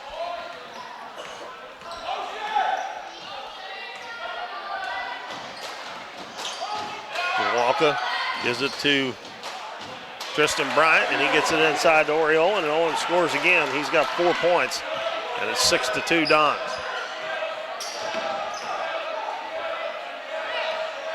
Carson Fay dribbles to the right wing, hands it to Keller coming around behind him, takes it in, shot up, no good. And a rebound by Ethan Jones. Good job there by Ori Owen, not draw a foul. Keller missed a pretty easy shot there. Tristan Bryant thought about the three, didn't take it. Going to dribble to the elbow, out to Zerwalka. His three-pointer is no good, high off the back of the rim, and Keller goes high to get the rebound. Gives it to Fay. Fay dribbles down, kicks it out in the corner. Lashley's three is up, it's no good. Ball tipped around, loose on the floor, picked up by Grimes. And he throws it to Hicks, and Hicks wasn't expecting it, hit him in the face. Now the outlet pass was stolen, and the Dons steal it back. And Hicks got hit right in the face with that pass. He wasn't really expecting it. Ori Owen gives it to Bryant. They're going to try to run that play again. Clearwater's in a zone now. Jones is going to get an open three. Boy, he missed that one badly. That looked like it come off the side of his hand.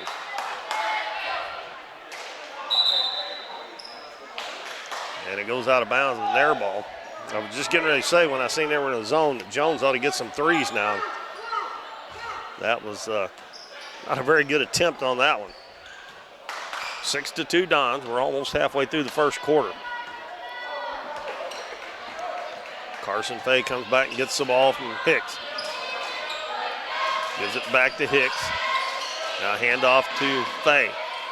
Out front Lashley, back to Fay, in the corner to Hicks. Hicks drills back to the left wing. Now all the way back out front.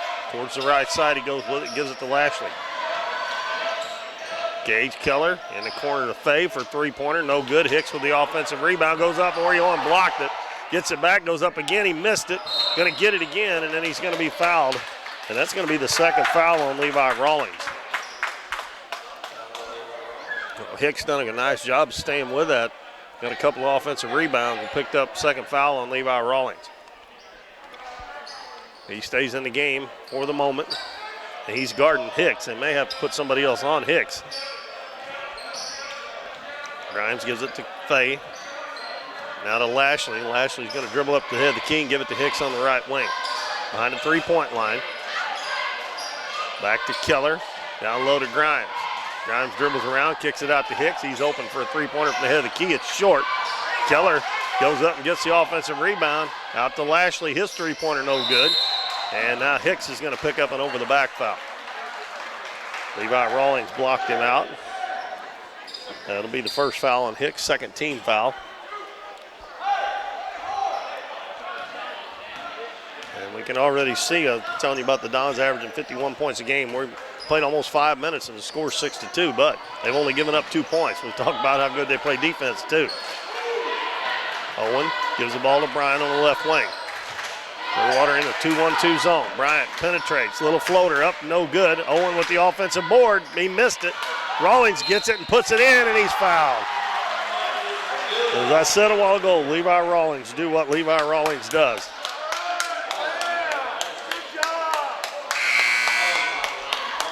That foul is on Benton Lashley. That's his first and the third team foul.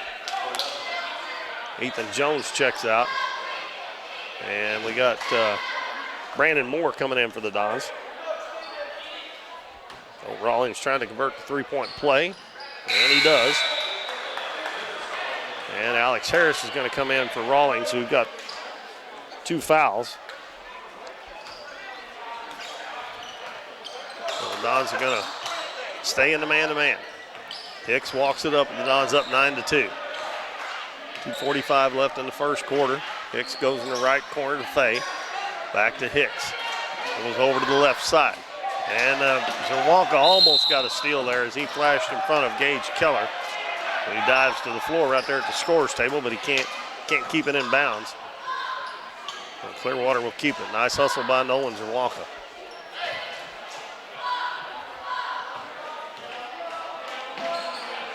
Hicks, cross-court pass. Actually, it was intercepted. Lashley's going to get it and shoot a three. Another offensive rebound, and Grimes puts it up too hard. Orion with the rebound. Tristan Bryant will bring it up. Comes back to the center of the floor. Gets instructions from Coach Cagle. Right wing to Brandon Moore. Out front to Alex Harris. Back to right wing to Moore. Moore lobs it cross court to Bryant. Lobs it underneath to Zawalka. Zawalka turns, puts it up, and he scores. Don't know how he got it up and in, but he did. And it's 11-2 Dons as Keller heads back the other way with it. Dribbles in the corner, gives it to Lashley. Out to Grimes. Grimes to Hicks. Hicks dribbles in. Now to Keller. Grimes on the baseline. Back to Lashley. They're moving the ball quickly, but not being able to get the ball inside against the Dons man-to-man defense. Fay bounces it out front to Hicks. Hicks dribbles down, goes in, shot up, and no good, but we're going to have a blocking foul on Alex Harris.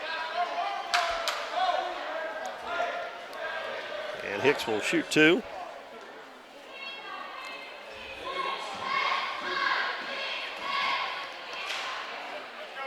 Ethan Jones comes to the scorer's table to check back in.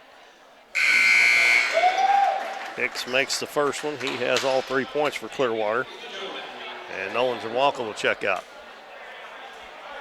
11-3.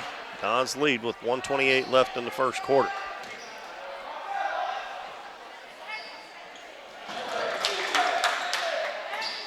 Four points for Hicks.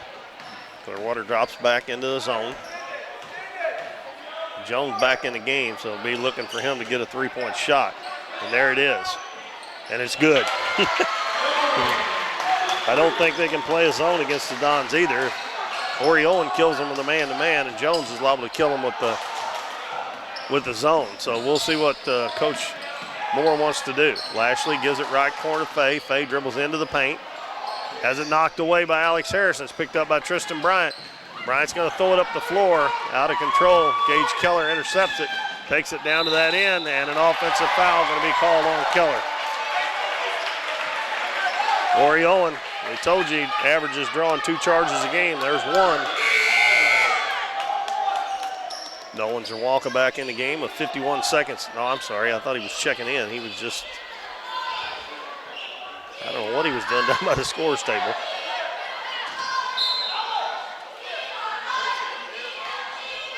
(14-4) is our score. Dons have it with 45 seconds left. Bryant bounces to Harris on right baseline. Back to Bryant.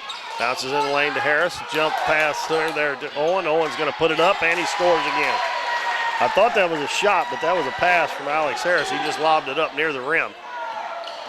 16-4. Dons up by 12. 25 seconds left first quarter. Carson Fay behind the three-point line. Dribbles in, he falls down, and they're going to call a travel. And I think maybe he got rid of that before he fell down, but they give him the travel. And the Dons probably go for the last shot here with 15 seconds left in the first quarter. They're up by 12. Down to 7 seconds as Bryant dribbles over to the right side, and he's heading the wrong way. And we're going to have a blocking foul on Carson Fay.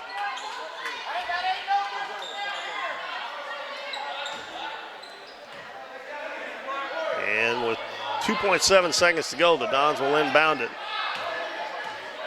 Ethan Jones will throw it in. Inbounds pass comes to Owen, back to Jones. His three-pointer at the buzzer, no good. Bryant tried to tip it, but couldn't get there in time. But pretty good first quarter for the Dons. They score 16 and allow 4 points on defense to the Clearwater Tigers. We'll take a 1-minute break, and we'll be back with more Dons basketball right here on Current River Broadcasting. Davis True Value is proud to sponsor the Dons and Donettes for another exciting ball season.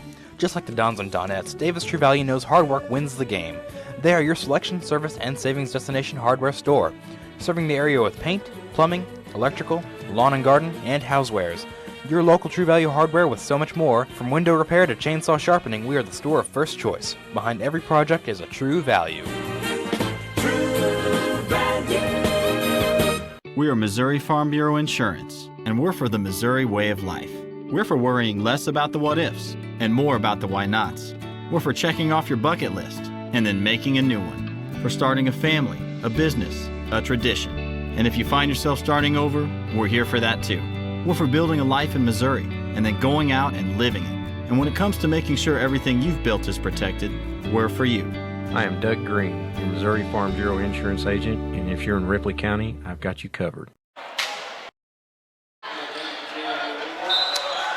Clearwater ball to start the second quarter. We have Hicks. Yeah, let's see, we got Richie McKinney into the game, number 1. Gage Keller, Carson Fay, and Austin Grimes. And they get it inside to Grimes, and it's sharp partially blocked by Ori Owen. And the rebound comes down to the Dons. They lead 16-4. Tristan Bryant, Brandon, excuse me, I got a little bit of a hiccup there. Brandon Moore, Levi Rawlings, Ethan Jones, and Ori Owen. Moore's going to fire up a 3 from the corner, no good. Hicks with a rebound. Waits for the traffic to clear, brings it into the front court. He has all 4 points for Clearwater here in the ballgame. Gives it to Keller. In the lane to Grimes, kicks it out to McKinney. He's going to fire up a 3, and it's good. 16-7. 7 minutes left in the first half. Rawlings gives it to Bryant. Clearwater's back into man-to-man. Jones sets for a three-pointer. It's short. Hicks with a rebound. Got Gage Keller on the other side. He takes it down and lays it in. A good pass from Hicks. And Keller gets his first 2, and it's cut to 16-9.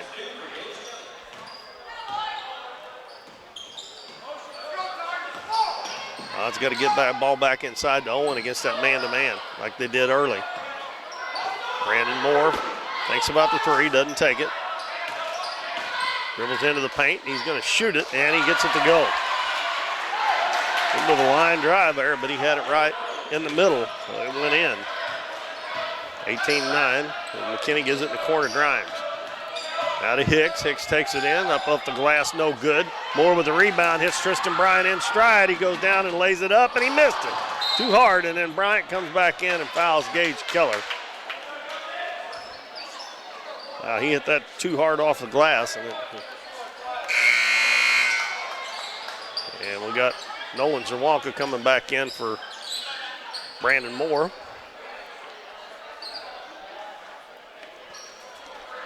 It'll be Clearwater's ball with 6:03 left in the first half. 18-9. Clearwater's cut into the lead a little bit. It was a 12-point lead at the quarter. They've scored 5, and the Dons have only scored 2. McKinney gives it to Hicks on the left side of the point there. Now over to Keller, right wing. Keller dribbles into the paint. And he almost come down. He out in the corner. He did come down. He got up in the air and come back down. And he's called for a travel.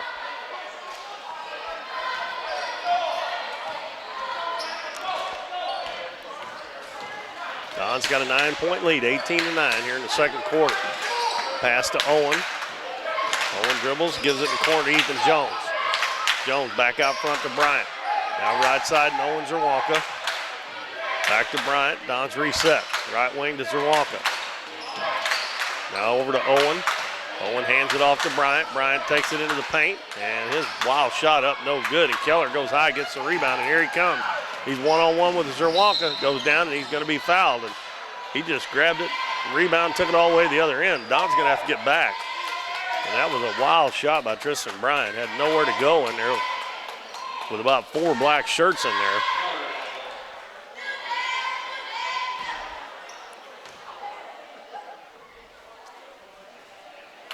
And Keller misses the first one. That foul was on Nolan Zerwalka. Both teams now have 5 team fouls. Keller gets the second one. That's his 3rd point. 18-10 with 5 minutes left, first and a half. Dons need to start getting that ball back inside to Owen again. Lob down low. He goes high and gets it. Goes up, and the shot blocked by Keller from behind. And here comes Hicks. Hicks going to take it down, lays it up, and no good. And the ball tipped out of bounds by Grimes.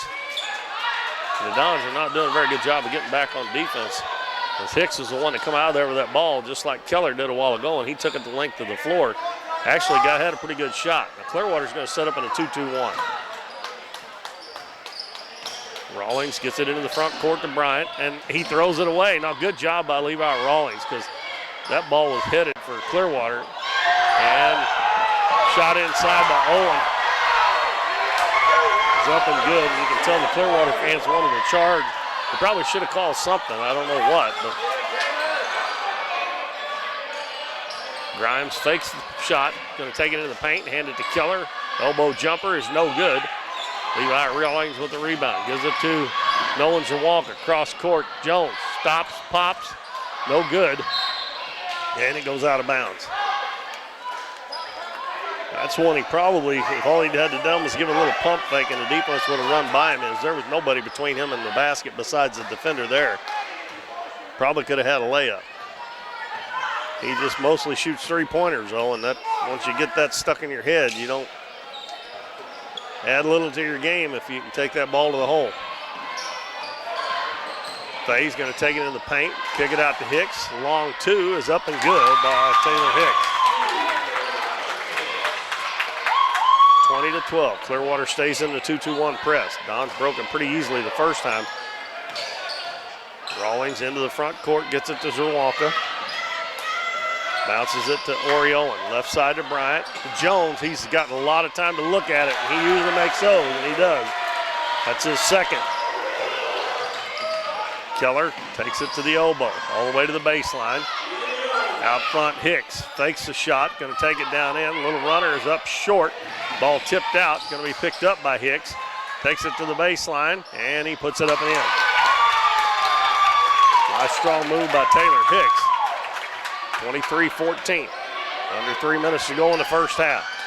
And Bryant gets around the defense, hands it to Owen. Owen dribbles one time, puts it up, and it's good.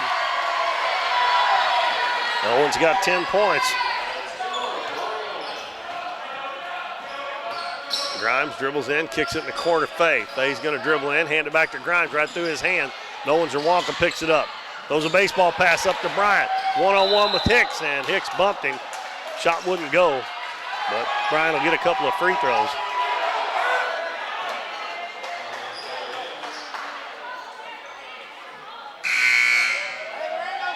And I believe they're going to take it out of bounds. That looked like a shooting foul. That's the second foul on Taylor Hicks. McKinney comes out. Lashley comes back in. Zerwalka back in the corner to Levi Rawlings. And back to Zerwalka. He's open. His three-pointer rims in and out. Clearwater's got it with 2:15 left in the first half. It's 25-14 Dons. Keller cross court to Fay in the corner to Lashley. He's going to dribble back out front, give it to Taylor Hicks. One dribble, back to Fay on the left wing. Hicks gives him a screen. Back to Hicks now. Spins into the paint, and he goes up, and we're going to have a foul. And I think that's going to be the third one on Levi Rawlings. I'm surprised that Coach Cagle didn't switch men, let somebody else guard him. And Trey Mills is going to check in for the Dons after the first free throw by Hicks. Hicks has 8 of their 14 points.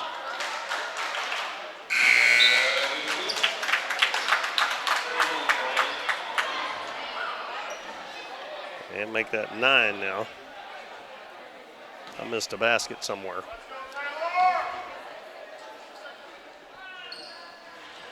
Second one no good. Orion with the rebound.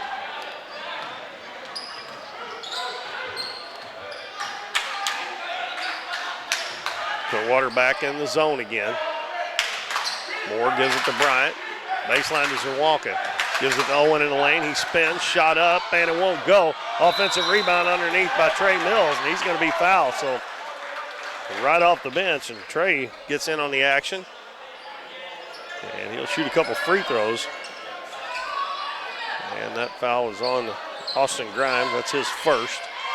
Both teams in the bonus now, but that's a two-shot foul for Trey Mills. Trey hadn't seen much varsity playing time. He didn't play last year, and he's been playing a lot on the JV. And, well, he's a hustler. And his first free throw goes in and out.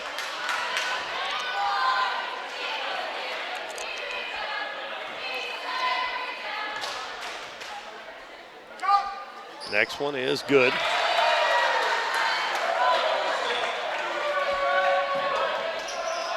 (26-15), back to an 11-point lead. A minute and a half to go in the first half. Gage Keller.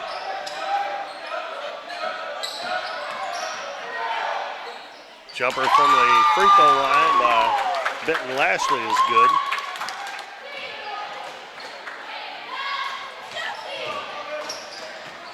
Owen Zawalka passes inside to Owen. It hits him in the knee. Grimes heads back up the floor, and we're going to have a foul on Brandon Moore, and they'll go to the free throw line. Both teams in the bonus now. I'm trying to figure out where I missed a basket. I've got 3, 5, 9, 14. I'm missing 3 points somewhere for Clearwater. I was trying to think if somebody else hit a 3. Oh, McKinney did. No, I'm not missing it. I've got it down there. Free throw missed by Grimes. And Don's rebounded. 1:05 to go. First half, it's 26-17. Clearwater back in the 2-1-2 zone. Owens Walker penetrates, goes down, lays up the finger roll, and he gets it to go. Second basket for Nolan Zawalka. 28-17. Gage Keller dribbles to the baseline, hands it to Grimes. Grimes kicks it out. And Fay for 3, and it's good. 28-20. Don's up by 8 points. And a cross-court pass, stolen. And Fay's got a run out, but here comes Oriolan behind him. And he lets him go. And Fay makes it a 6-point game, and the Dons again, the turnovers, they almost turned it over again. Bryant, nothing on that pass. Moore lobs underneath, wide open Mills, and he lays it in. Good pass from Brandon Moore. 30-22 as Keller brings him to the front court with 6 seconds. Dribbles to the baseline, goes up for the shot, and it's good. And scoring picked up here in the last minute or two. And we come to the end of the first half, and the Dons lead the Clearwater Tigers 30-24. The Tigers outscored the Dons that corner 20-14. And Dons were up by 12, and they have cut it in half. It's a 6-point lead here at halftime. Going to take a 2-minute break, and I'll come back, and this time I'm going to figure up the scoring and run it down, make sure I've got the right amount. We'll be back in 2 minutes. Born to be wild? Well, don't let put a damper on your fun. Get to Countryside Chevrolet in Doniphan today for a more fuel-efficient vehicle and let your wild side ride. Countryside has new vehicles that get more than 30 miles per gallon. Find out about flex fuel technology and check their great lineup of program and late model pre-owned vehicles. Ripley County's largest Chevrolet dealer is Countryside Chevrolet in the Hillcrest Plaza, Doniphan. Chevrolet, an American revolution. The phone booth is your one stop for all your cell phone needs. The phone booth now offers total wireless, where you can get unlimited talk, text, and 5 gigs of data for only $35 a month. Need to add more phones to your account? Not a problem. Family plans are also available. You can manage your account in person or online at tpbooth.com. Come see the phone booth next to Subway in Doniphan for all your cell phone needs. You've heard it all before. We're number one. We're the best. We have the biggest rebates. Now is the time to skip the hype and come to Current River Ford in Doniphan. They're all about helping you find the perfect new Ford. Current River Ford services your vehicles after the sale. From the moment you drive in, you will receive the quality service you've been missing. With the selection at Current River Ford, you'll find the new vehicle you want. How about getting your next vehicle at a dealership that makes it all about you? Current River Ford, Highway 160 in Doniphan. Davis True Value is proud to sponsor the Dons and Donettes for another exciting ball season. Just like the Dons and Donettes, Davis True Value knows hard work wins the game. They are your selection, service, and savings destination hardware store, serving the area with paint, plumbing, electrical, lawn and garden, and housewares. Your local True Value hardware with so much more. From window repair to chainsaw sharpening, we are the store of first choice. Behind every project is a True Value.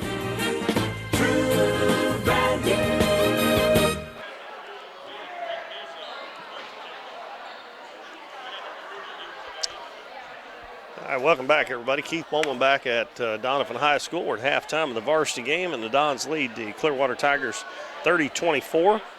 Scoring in the first half for Clearwater. Their leading scorer is Taylor Hicks with 9 points. 5 points for Gage Keller, 5 for Carson Fay. Fay hit a three-pointer, and also Richie McKinney hit a three-pointer. He has 3 points, and Benton Lashley has 2. They were 4 of 8 from the free throw line in the first half. Dons only got the free throw line 3 times, made 2. And they have had 6 players score. Oriolan leading them with 10. Ethan Jones has hit 2 3-pointers, has 6. Levi Rawlings 5. Nolan Zawalka 4. Trey Mills come in off the bench and contributed 3 points. And Brandon Moore has 2. And Levi Rawlings has 3 fouls for the Dons. They don't have anybody else with more than 1. Clearwater has Hicks, Fay, and Fay with 2 fouls apiece. So neither team really in much foul trouble. The JV Dons won 52-29 earlier tonight. The Donettes won 72-26 over Clearwater. Looking for a sweep, but right now, game's in doubt. Dons with a 6-point lead, 30-24. Before we take a little break here, I want to tell you Thursday night, we'll be back over here, and the Donettes will play their final OFC game of the year against Twin Rivers, trying to get to 5-1 in the conference. And I don't know if we're playing a full JV game or not. We'll just have to wait and see on that, but it's on YouTube, so you'll have it on if you're watching anyway. So we'll leave it at that. And then on Friday night, if you're coming out to the game Friday night, the JV boys game is going to start at 5 o'clock. They're going to have this year's Hall of Fame induction between games, or Sports Hall of Fame induction, and then the varsity game. But the JV game will start at 5 o'clock on Friday instead of 6. But we're going to take a break. We'll be back in about 4 or 5 minutes to get the second half underway. The Dons right now lead the Clearwater Tigers 30-24.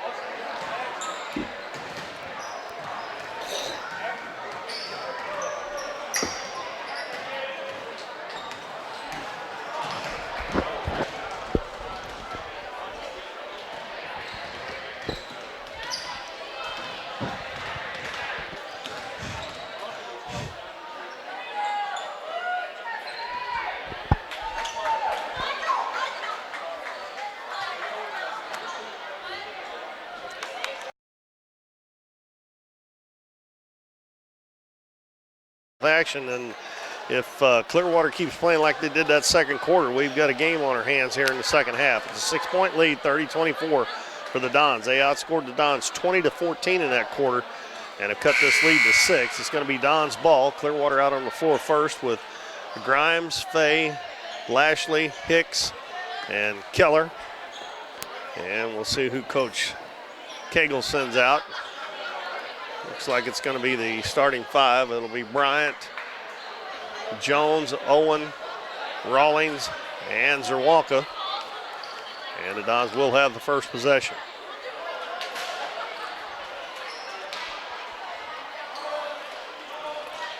It looks like Clearwater's going to start out in the zone. The Dons have had a little more trouble scoring against that zone, but as I said, Ethan Jones ought to be able to get some open shots.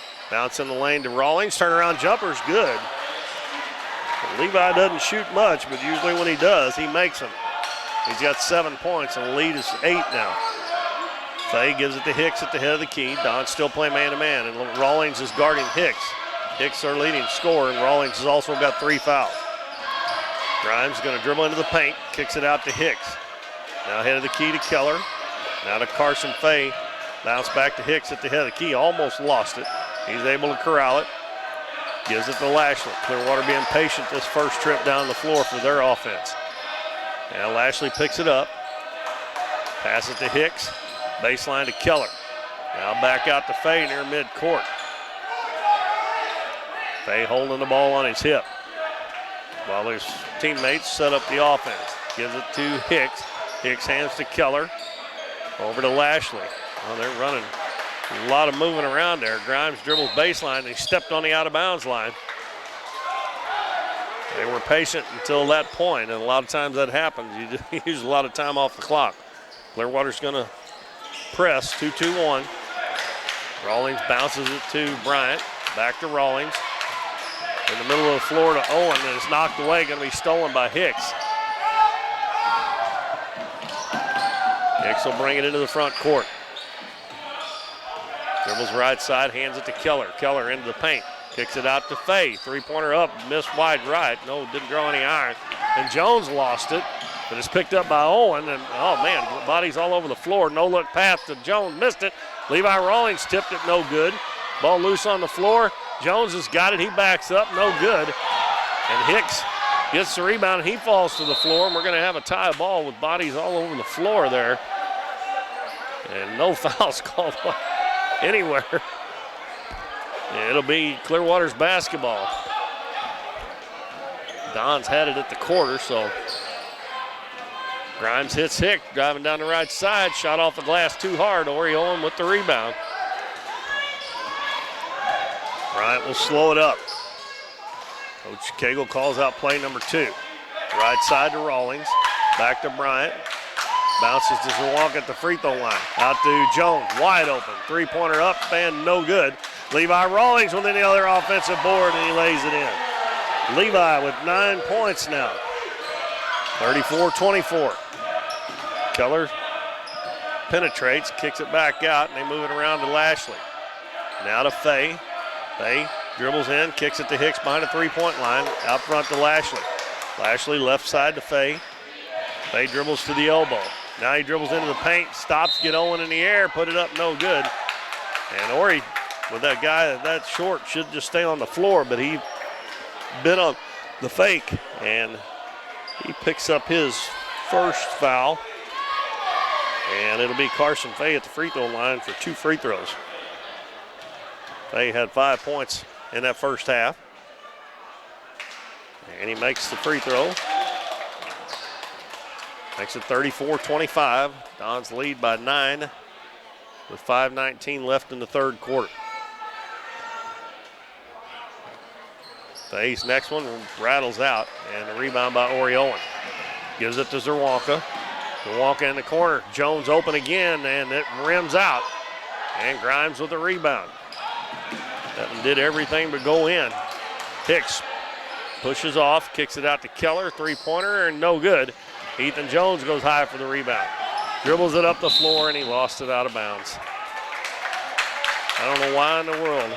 You have nowhere to go. There's nobody up the floor to you know, you're not going anywhere. Just stop and let them go and get the ball into the front court. To me, that's a needless turnover. Everybody wants to be a guard. Lashley in the corner for three, and he hits it. How many times does it happen? You have a silly turnover, the other team makes you pay. And it's a 6-point game again. Cross-court pass is going to be intercepted by Grimes, but he can't save it before it goes out of bounds. Another lazy cross-court pass.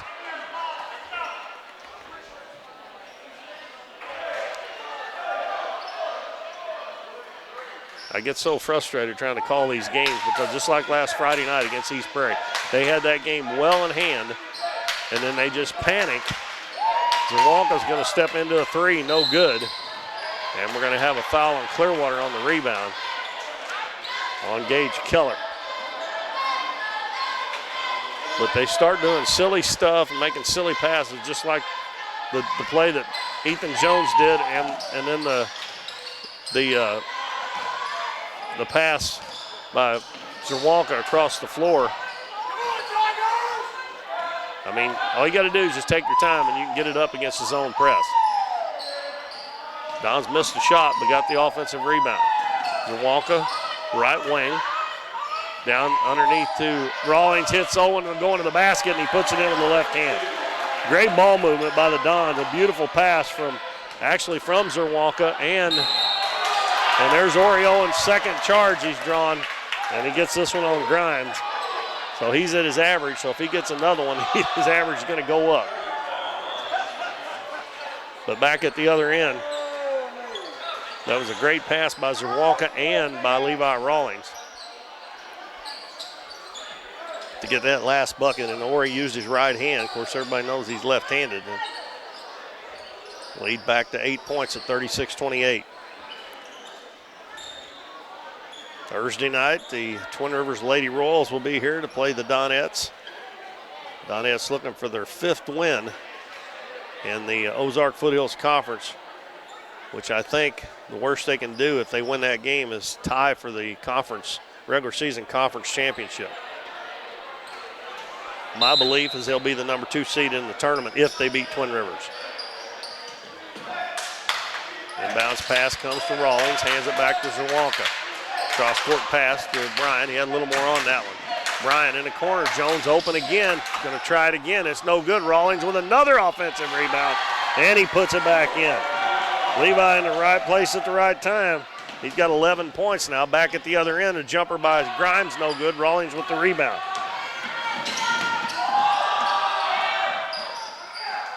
Jones, this time he's going to take it to the hole, and he puts it in. That's what I like to see. Make them guard you, and then you can go around them. Back to a 12-point lead as Lashley's open in the corner. That one rims out. Fay comes in. He didn't get blocked out. He gets the rebound. He's in the trees, and Owen blocks the shot without even jumping. That's what he should have done a while ago when he fouled him. Long pass up the floor. Nice catch by Jones. Gets it into Bryant. Bryant penetrates. Gives it to Jones. He's going to try a three in the corner. That one's off. Didn't have a good handle on that. And Brandon Moore's coming in for the Dons. And Nolan Zawalka will get a rest. Ball goes out of bounds off of Clearwater. 2:46 left third quarter. It's 40-28. Dons have scored 6 in a row. And they leave Jones open, and he shoots a long one, no good. Ori Owen had the rebound and lost it. And it goes to Taylor Hicks. Hicks passes to Fay on the right wing. Then goes and sets a screen for Fay. Fay stops at the elbow, gives it to Lashley. Out to Hicks, and he's stripped on the way up by Levi Rawlings, and he comes out of there with it. Levi playing with 3 fouls. Kind of chancy there, but he got it away from him, and Dons get the ball back. Tristan Bryant, head of the key. Fay gets a hand in there on it, but Bryant gets it back. Going to stop at the head of the key and shoot a three, and it's good. Bryant with his first bucket of the game. He's been scoring in double figures the last few games, but that's his first bucket. Matter of fact, I don't think he shot but about 2 or 3 shots. Keller dribbles in, gets it to Grimes, and he fakes get Owen in the air and lays it in. First 2 points for Grimes. 43-30, Dons lead by 13. Rawlings up to Bryant, lobs it up to Owen. Owen takes it down and goes up, and we're going to have a foul on Grimes, and that's going to be his third. And we're going to have number 32, Jackson Henson, a 6'2 junior, coming in for Grimes. And Oriole will go to the free throw line. I believe this is Ori's first trip to the line tonight. Dons have only shot 3 free throws. Clearwater, on the other hand, shot 10, and they're 4 for 10. Owen picks up point number 13. Dolan's Walker back in, Alex Harris in. Rawlings and Jones will check out.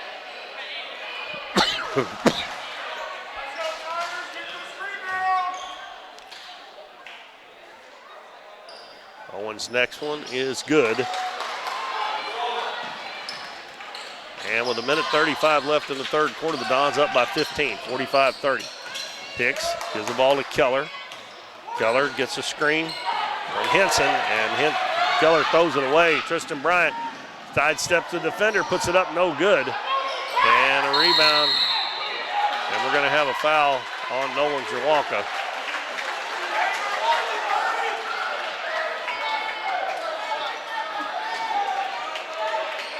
That is team foul number 2 on the Dons.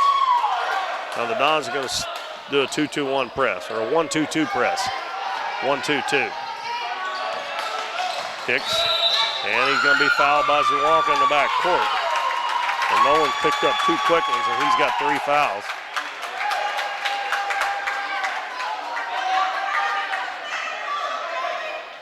Clearwater will inbound it. The Dons will go back to the man-to-man. Keller gives the ball to Henson. He hands it right back to Keller. Keller dribbles over to the right side, gets another screen. And Alex Harris knocks it away. He's going to take it down on Hicks, and he puts it up, and Hicks fouls him. And the game's getting a little rough here. The referees better get control of things here, or something bad's going to happen. Alex Harris will shoot 2 free throws after we have a timeout by Coach Cagle. 56.2 seconds to go, third quarter. It's 45-30 in favor of the Dons. We'll take a 60-second break, and we'll be back with more Dons basketball here on the Current River Broadcasting. Hometown Pharmacy on LaRue Street in Doniphan, your one-stop pharmacy for all of your medical needs. Our pharmacists are now providing vaccinations for flu, pneumonia, and shingles in the pharmacy. Flu shots are covered by Medicare with no co-payment and no appointment is necessary. Hometown Pharmacy now offers a wide variety of vitamins and supplements from Now Foods that help support and promote optimal health through good nutrition. Refills can be requested online or by using our mobile app. We now offer delivery of your prescription if you live within the city limits. Transferring prescriptions is easy. Come by or give us a call, and our friendly staff will take care of everything. Hometown Pharmacy, proudly supporting the Dons and Donettes this season. Come experience the difference a Hometown Pharmacy makes.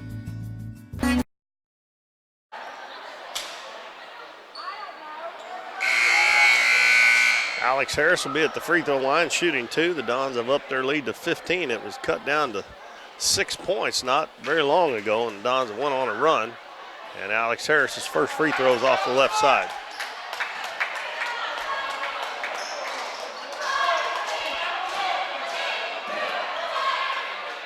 One more coming for the lefty. And this one bounces around, no good. And some of the rebound, gives it to Keller. Keller hands it off to Fay. Fay reverses the dribble, gives it to Keller. Keller dribbles in on the baseline. And a nice move there to get underneath, and we're gonna have a foul on Brandon Moore. That's Moore's second foul. And it'll be Keller at the free throw line for 2 free throws. Keller's got 5 points. And his first free throw goes down.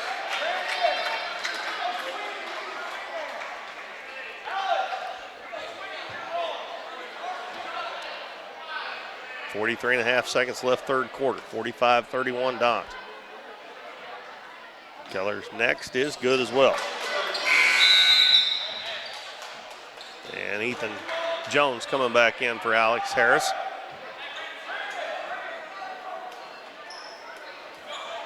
And Don's got to move here. They didn't. Good thing Oriolan come back to help there because they'd done giving Zawalka the ball. And Moore and Bryant didn't even start screening.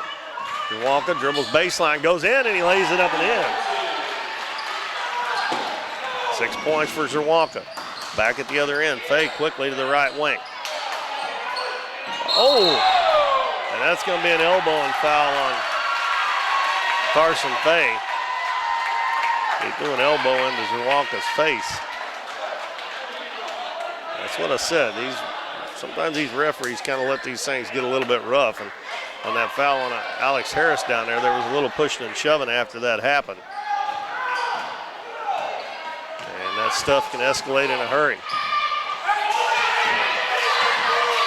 Bryant dribbles to the baseline, fakes the handoff to Oriolan, and shoots it and missed it. The rebound comes down to Moore, and he kicks it out to Jones, but I think Moore was going to be fouled before he passed the ball. Henson will pick it up. That's 6 fouls.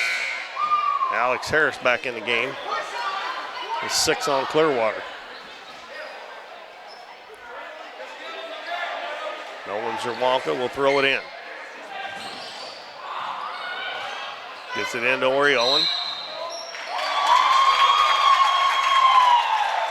And he's whistled for a walk. I didn't even see him even move. But and he inbounds pass. Alex Harris trying to steal it, and he's whistled for a foul. And Harris right back out, Brandon Moore back in. That is 5 team fouls on the Dons. Getting close to the bonus for both teams. Got 6.3 seconds left. They get an inbounds to Hicks, and nobody's got him. He's going to take it down all the way, and he lays it up and in. And that was terrible defense by the Dons there. And that makes the score 47-34 Dons at the end of 3 quarters. We'll be back in 1 minute. Make sure you stay tuned. If you're shopping for a new car, truck, or SUV, you need to make a stop at Countryside Chevrolet on Highway 160 in Doniphan. Countryside has one of the largest Chevrolet selections in the area, plus plenty of pre-owned vehicles that go through a 117-point inspection before they're warranted for 12 months or 12,000 miles. The goal at Countryside is to provide you the best deal on your next car, truck, or SUV. See them online at CountrysideChevrolet.com or call 1-800-63-CHEVY. Chevrolet, an American revolution. We are Missouri Farm Bureau Insurance, and we're for the people of Missouri. We're for kayakers, car dealers, grocery baggers, and mail carriers. We're for teachers, preachers, students, and singers. Armed service members, you bet we're for you. We're for people who shake your hand and say hello, not because they know you, but because they don't. We're for brewmasters, stockbrokers, beauty queens, and truck drivers. And don't worry, we're still for farmers too. Whatever you do, if you're a Missourian, we're for you. I am Doug Green, your Missouri Farm Bureau Insurance Agent, and if you're in Ripley County, I've got you covered.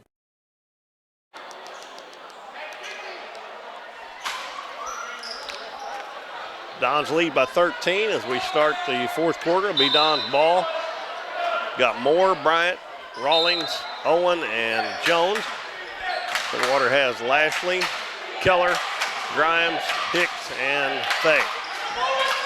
They get it into Owen. He's double teamed, and he puts it up off the glass and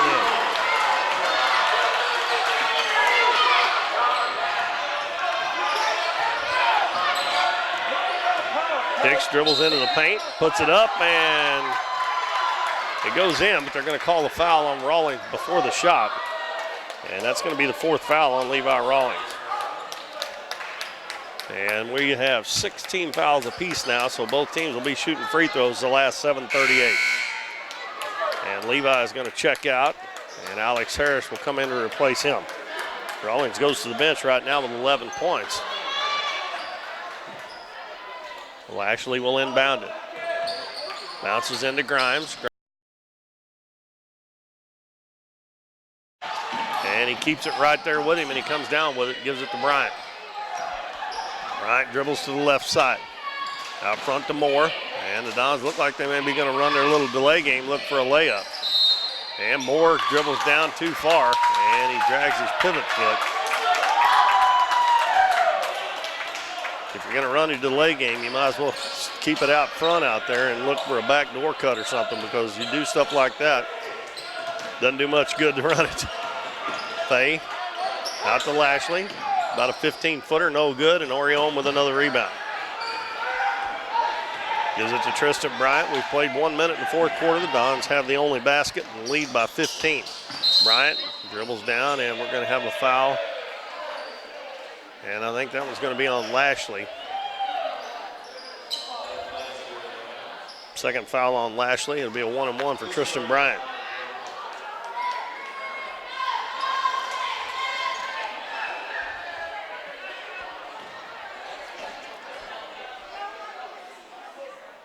And he missed it.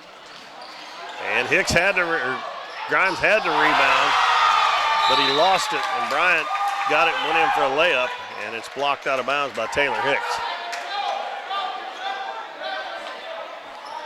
So the Dons will keep the basketball. Ethan Jones will throw it in. That's kind of a hard place to throw the ball in from.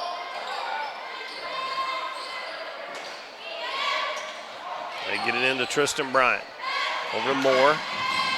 In the corner to Jones. He's picked up quickly. Back out front to Brandon Moore. Moore dribbles into the paint, kicks it out in the corner. Harris. Now to Jones. Jones dribbles in, sidesteps the defender, and finger rolls it in.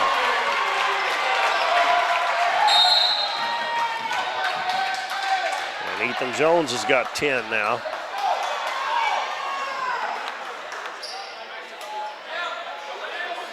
And I'm telling you, they're going to let the game get out of hand here if they don't watch out. The referees they've got to do a better job of that. Coach Moore was wanting to walk there, but that's that little Euro step that they call it that they let them get away with all the time now in high school. And we do have a timeout. And Coach Moore just keeps talking to the officials here, so they haven't even told them what kind of timeout they want here, so they haven't even put it on the clock yet. So it's 51-34. The Dons lead by 17, and it's a full timeout. So we'll take a break, and we'll be back in 1 minute. The phone booth is your one-stop for all your cell phone needs. The phone booth now offers Total Wireless, where you can get unlimited talk, text, and 5 gigs of data for only $35 a month. Need to add more phones to your account? Not a problem. Family plans are also available. You can manage your account in person or online at tpbooth.com. Come see the phone booth next to Subway and Doniphan for all your cell phone needs. Davis True Value is proud to sponsor the Dons and Donettes for another exciting ball season. Just like the Dons and Donettes, Davis True Value knows hard work wins the game. They are your selection, service, and savings destination hardware store, serving the area with paint, plumbing, electrical, lawn and garden, and housewares. Your local True Value hardware with so much more. From window repair to chainsaw sharpening, we are the store of first choice. Behind every project is a True Value.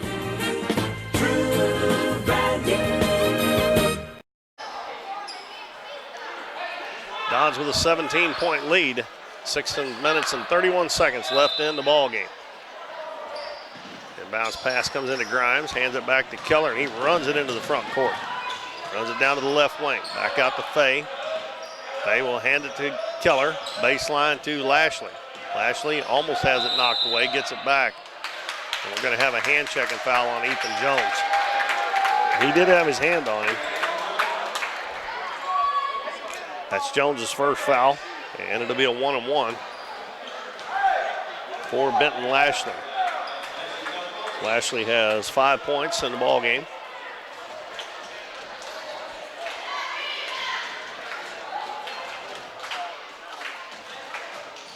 And he makes the free throw to earn the second one. Pulls Clearwater within 16.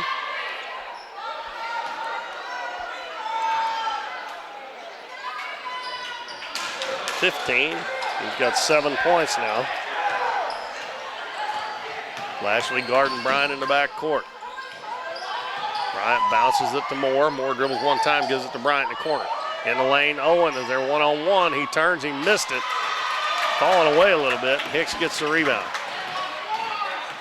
As soon as they went man-to-man, they put the ball back into Owen. Hicks with a nice running layup. 51-38.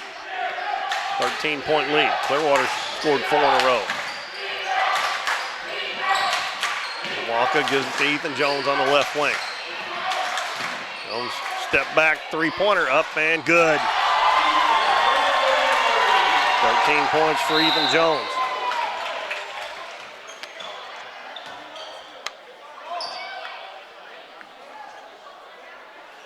And I don't know what happened there. I don't know if it was an inadvertent whistle or what.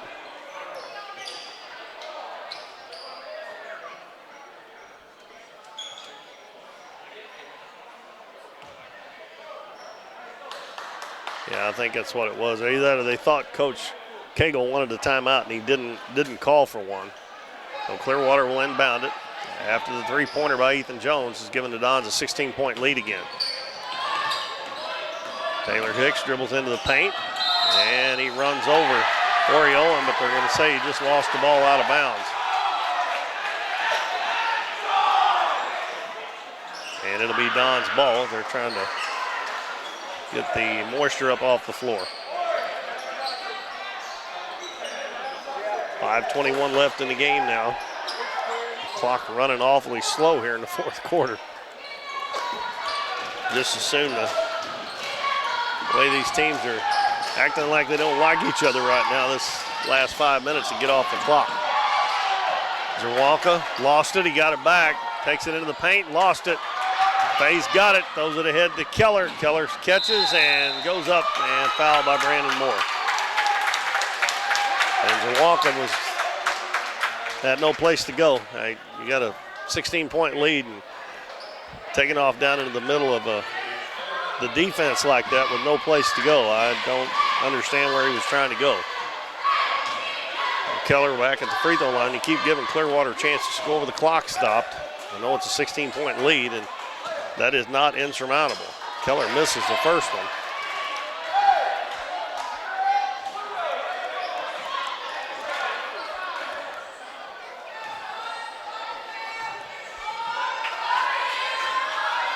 And that one's long. And an offensive rebound by Grimes. Missed the shot, tipped it up, no good. And Owen comes out with it. And the ball tipped away from him, but the Dons are going to get it. Ethan Jones does the wise thing and slows it down. Now he gets it into the front court. He's guarded by Keller. Gives it up to Nolan Zawalka.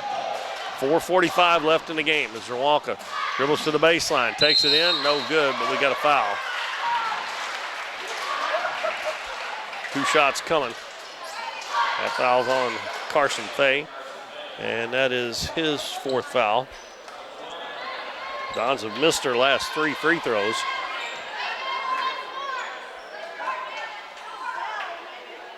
And that one's long off the back of the rim.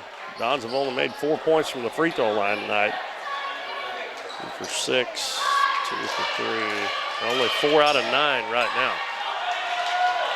Levi Rawlings comes back in and gives Ethan Jones a break. Milwaukee hits the second. He's got 7 points.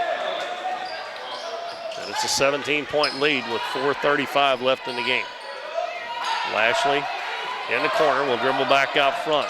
Gives it to Fay on the left side. Fay gets a screen from Lashley, dribbles into the paint, out in the corner. Grimes' jumper is no good. And the ball loose on the floor, and it's going to be got out of there, and Zawalka is going to be, well, I thought he was called for a travel, but Coach Cagle calls a timeout. He didn't want him going too fast and throwing the ball away again. 4:17 to go in the game, and we will keep it here this time.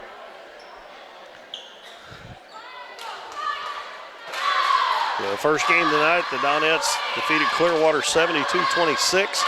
The JV boys won 52-29. And the Dons are leading by 17 here in the fourth quarter. 2 more games at home this week.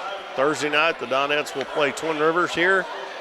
You'll be able to catch that here on YouTube. And on Friday night, JV game begins at 5 instead of 6. And the Malden Green Wave will be in town to take on the Don. 4:17 left in the game.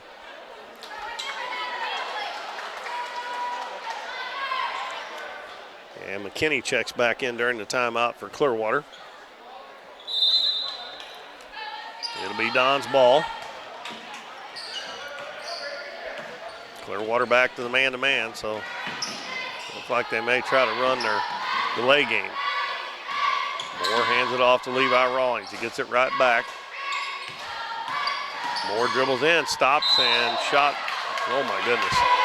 They're really going to be bad now because the official on the far side of the floor called that when he got one here and one right there by it underneath the basket.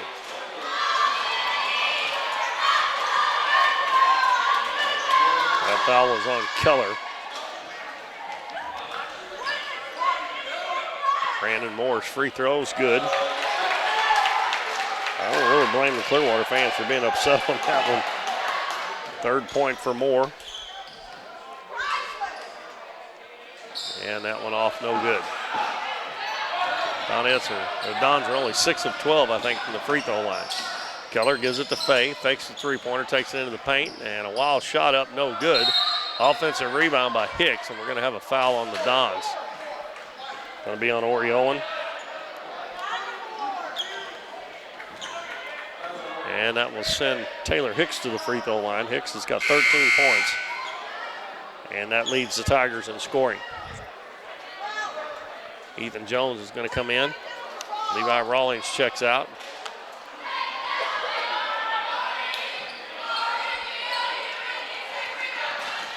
And I believe it's a 1-and-1.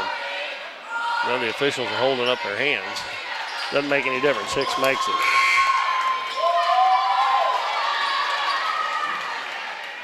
And Rawlings comes right back in. I didn't think he could do that without time going off the clock, but he comes in for more.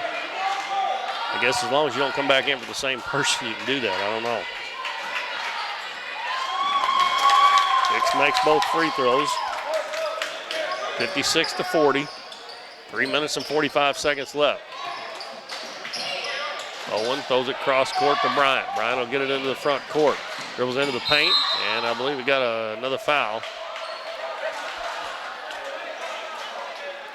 And it's going to be on Keller again. He's got 4. So Keller's got 4, Fay's got 4. And Bryant at the free throw line.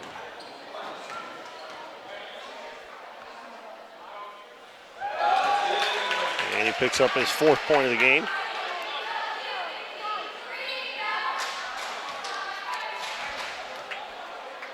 Don's a little above their average, and he missed the second one. They can't make 2 in a row. Keller's going to take it end to end, throws it out. McKinney, three-pointer is good. That's his second one of the game. And the inbounds pass is stolen. Pass underneath the Grimes, and he missed the shot. He gets it back, and he puts it up too hard. Keller gets it, puts it up and in, and we got a foul. Clearwater outplayed the Dons that time down the floor.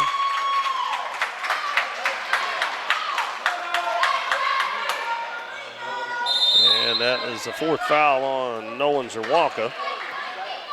And Keller will have a chance for a 3-point play. And he can cut the lead to 13. As we are late in the ball game here, less than 4 minutes to go. Actually, he can cut it to 11. They just now put the score up. It's 57-45. Dons led 16-4 at the end of the first quarter. Clearwater had a good second quarter. They outscored the Dons 20-14, and it was 30-24 at halftime.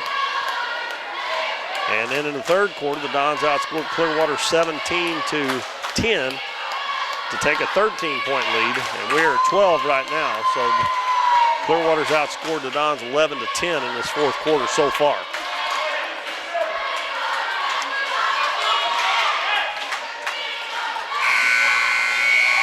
And Keller will be able to cut it to 11 if he can make this free throw. That'll also put him in double figures. Taylor Hicks is their leading scorer right now with 15 points. And Keller second with 9.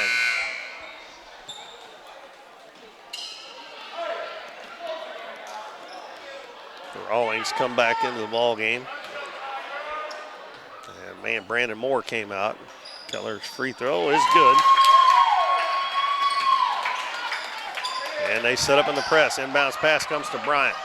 Gets it across the timeline with 3:15 to go. Gets out of the double team, gives it back to Zerwalka out front. Grimes gets all over Zerwalka. Walker's bounce pass knocked away, and it comes right back to him, and he loses it, and Clearwater's going to come away with it. Hicks takes it down, sidesteps the defender, shot no good, and we're going to have a jump ball, I think, on the rebound. And it will be Clearwater's basketball.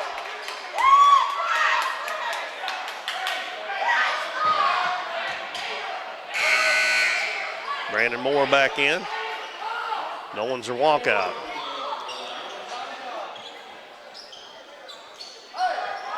And the Dons experiencing the same thing they have done on several games this year. Had a pretty big lead and trying to let it slip away, just like they did last Friday night. They won the ball game, but they about let it get away. Lob into Keller, goes high for it, gets it, no good. And Ethan Jones tried to dribble out of there with it, and he got it taken away instead of just letting everybody get away from him. He got it taken away from him, and Grimes scores and gets fouled, and it's under 10 points now.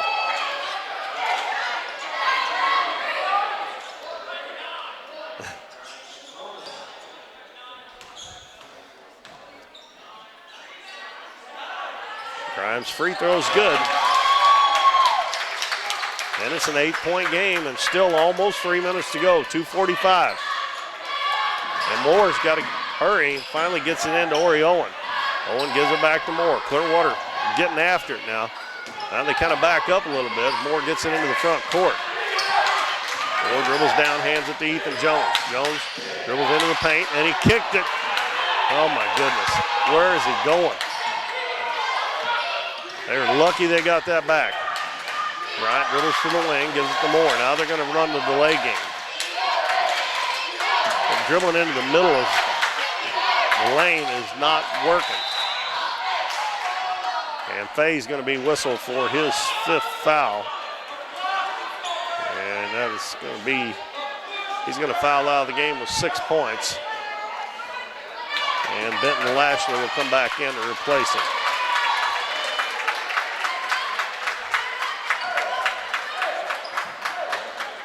Ethan Jones at the line, and it'll be 2 shots.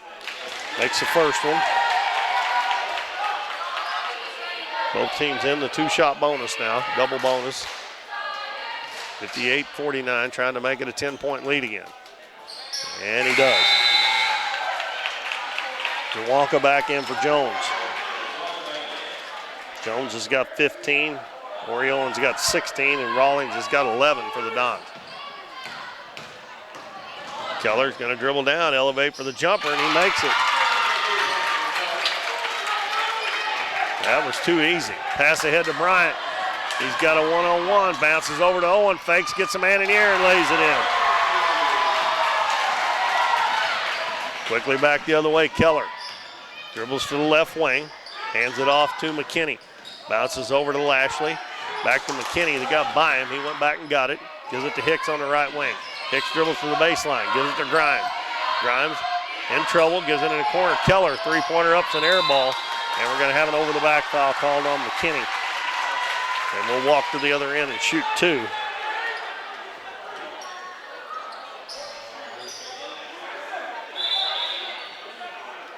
I don't know what they're doing here. They're both in the 2-shot bonus. I don't know why they're even act like they're going to take the ball out of bounds, and the referee's almost done the same thing.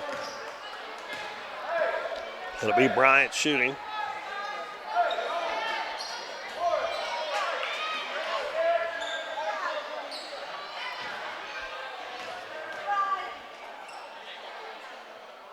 And he missed it. Jeez.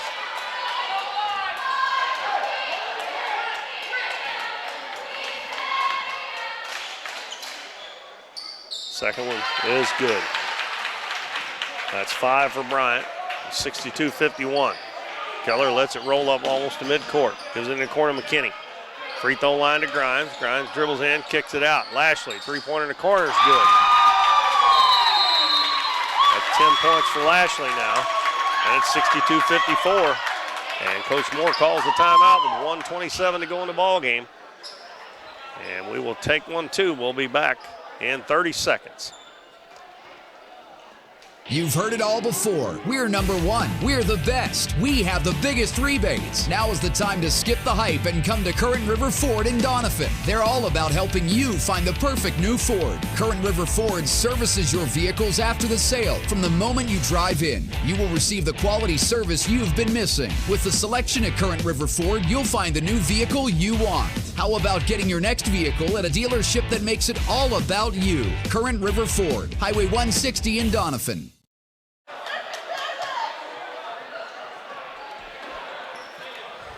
Down to an 8-point game again, 62-54. And Nolan Zawalka will throw it in against full court pressure.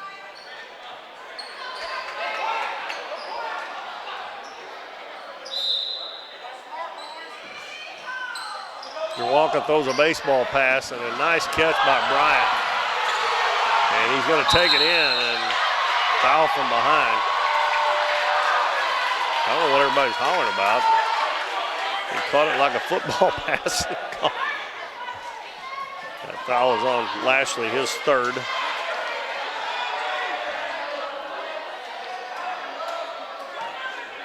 And 2 shots again for Tristan Bryant.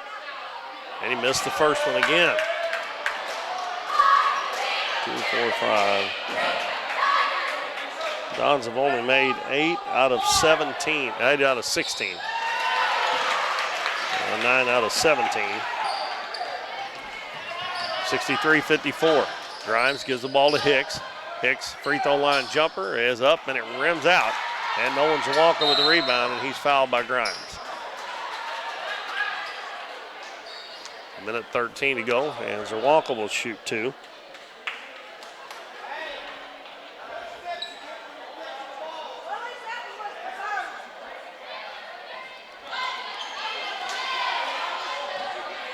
Zawalka has 7 points in the game. And he makes the first free throw. I believe he's 2 out of 3 from the free throw line now. Eyes up the second one, and it's no good. They can't make but 1 out of 2. Keller all the way to the other end, and he goes around. Owen missed it, and Owen gets the rebound. And Bryant will bring it up. And he's fouled by McKinney. With 1:02 to go.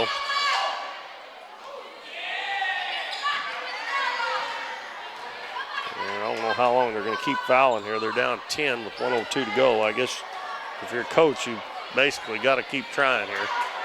And Jackson Henson is going to check in for Clearwater. And the free throw's no good. Jeez. McKinney checks out for Clearwater as Henson comes in. And they split the pair again. Hicks lost the handle, got it back, and he's wide open for a three-pointer, and it's good. 18 points for Hicks, and it's back to an 8-point lead again. 52 seconds left. Well, I tell you what, they've still got 3 timeouts up there for Clearwater. It seemed like to me they've called more than that, but I didn't even see how long timeout they called. They're not running it down on the clock, so.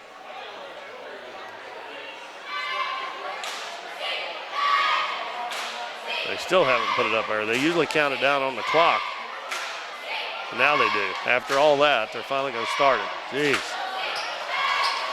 He wasted about 2 or 3 minutes there before he even told what kind of timeout it was.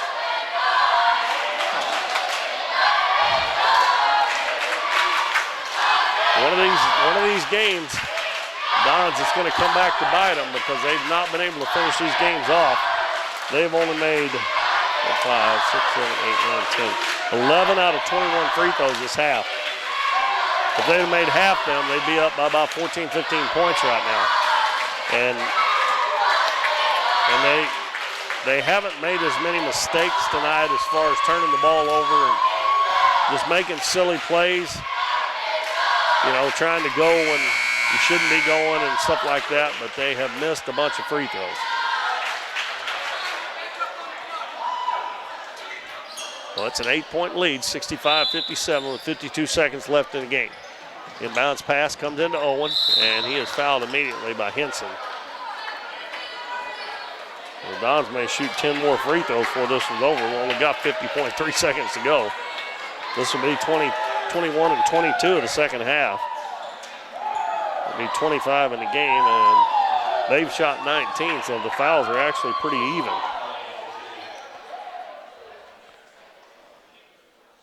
Owen misses the first one. My goodness.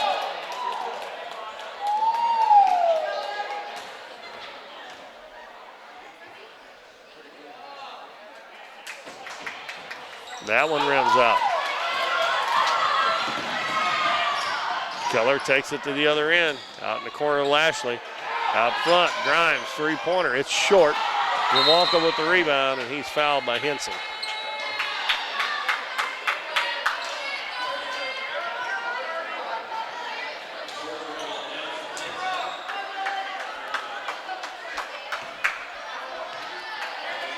Clearwater had a chance there if they'd hit that three to cut it to 5 points.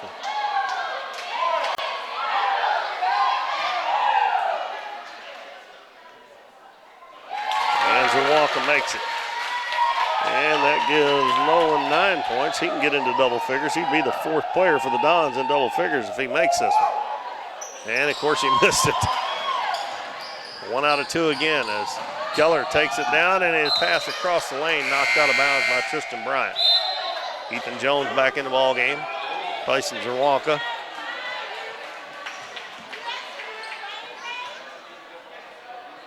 Benton Lashley will throw it in for Clearwater.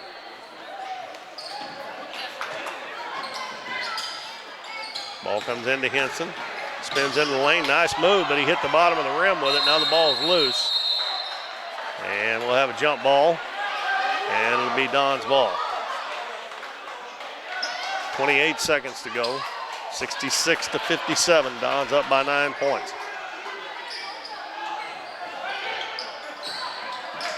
Inbounds comes into Jones, and he is fouled in the back court. And they just grab him around the waist. Why don't? That's an intentional foul. He's got to go for the ball. I mean, all you got to do is reach in there and try to knock it away instead of grabbing him. But Grimes fouls out with 5 points. And Ethan Jones at the free throw line. And he missed it. Coach Cagle just looks up at the ceiling. Free throw percentage is going to be horrible. He missed that one too. Kicks to the other end. Dribbles down, puts it up, and no good. And Jones with the rebound. And he is going to be fouled by Henson. Maybe they're going to let him. Man, you got to call that sooner than that because somebody's going to end up having a fight, man. Jeez.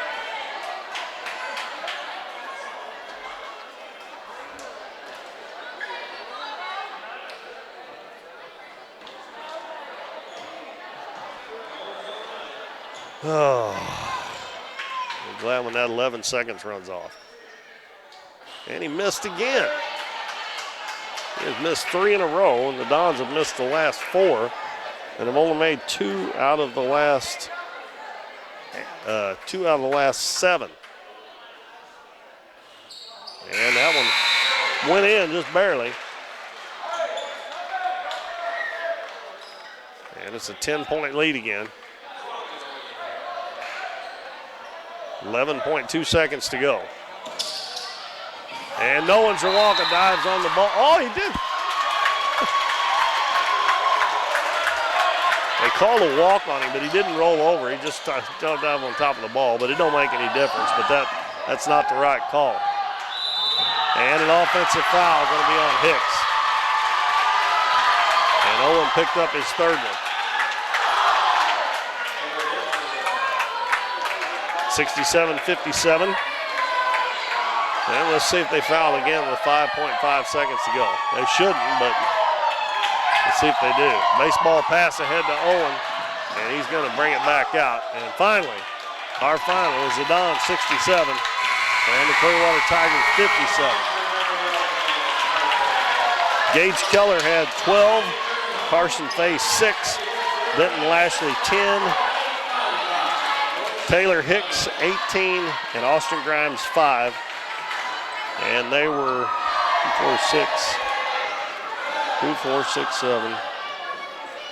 8 out of 11, 12 of 19 from the free throw line for the game. The Dons in that second half only made 2, 4, 6, 8, 10, 12, 13 out of 28 from the free throw line. They could have blowed this thing wide open.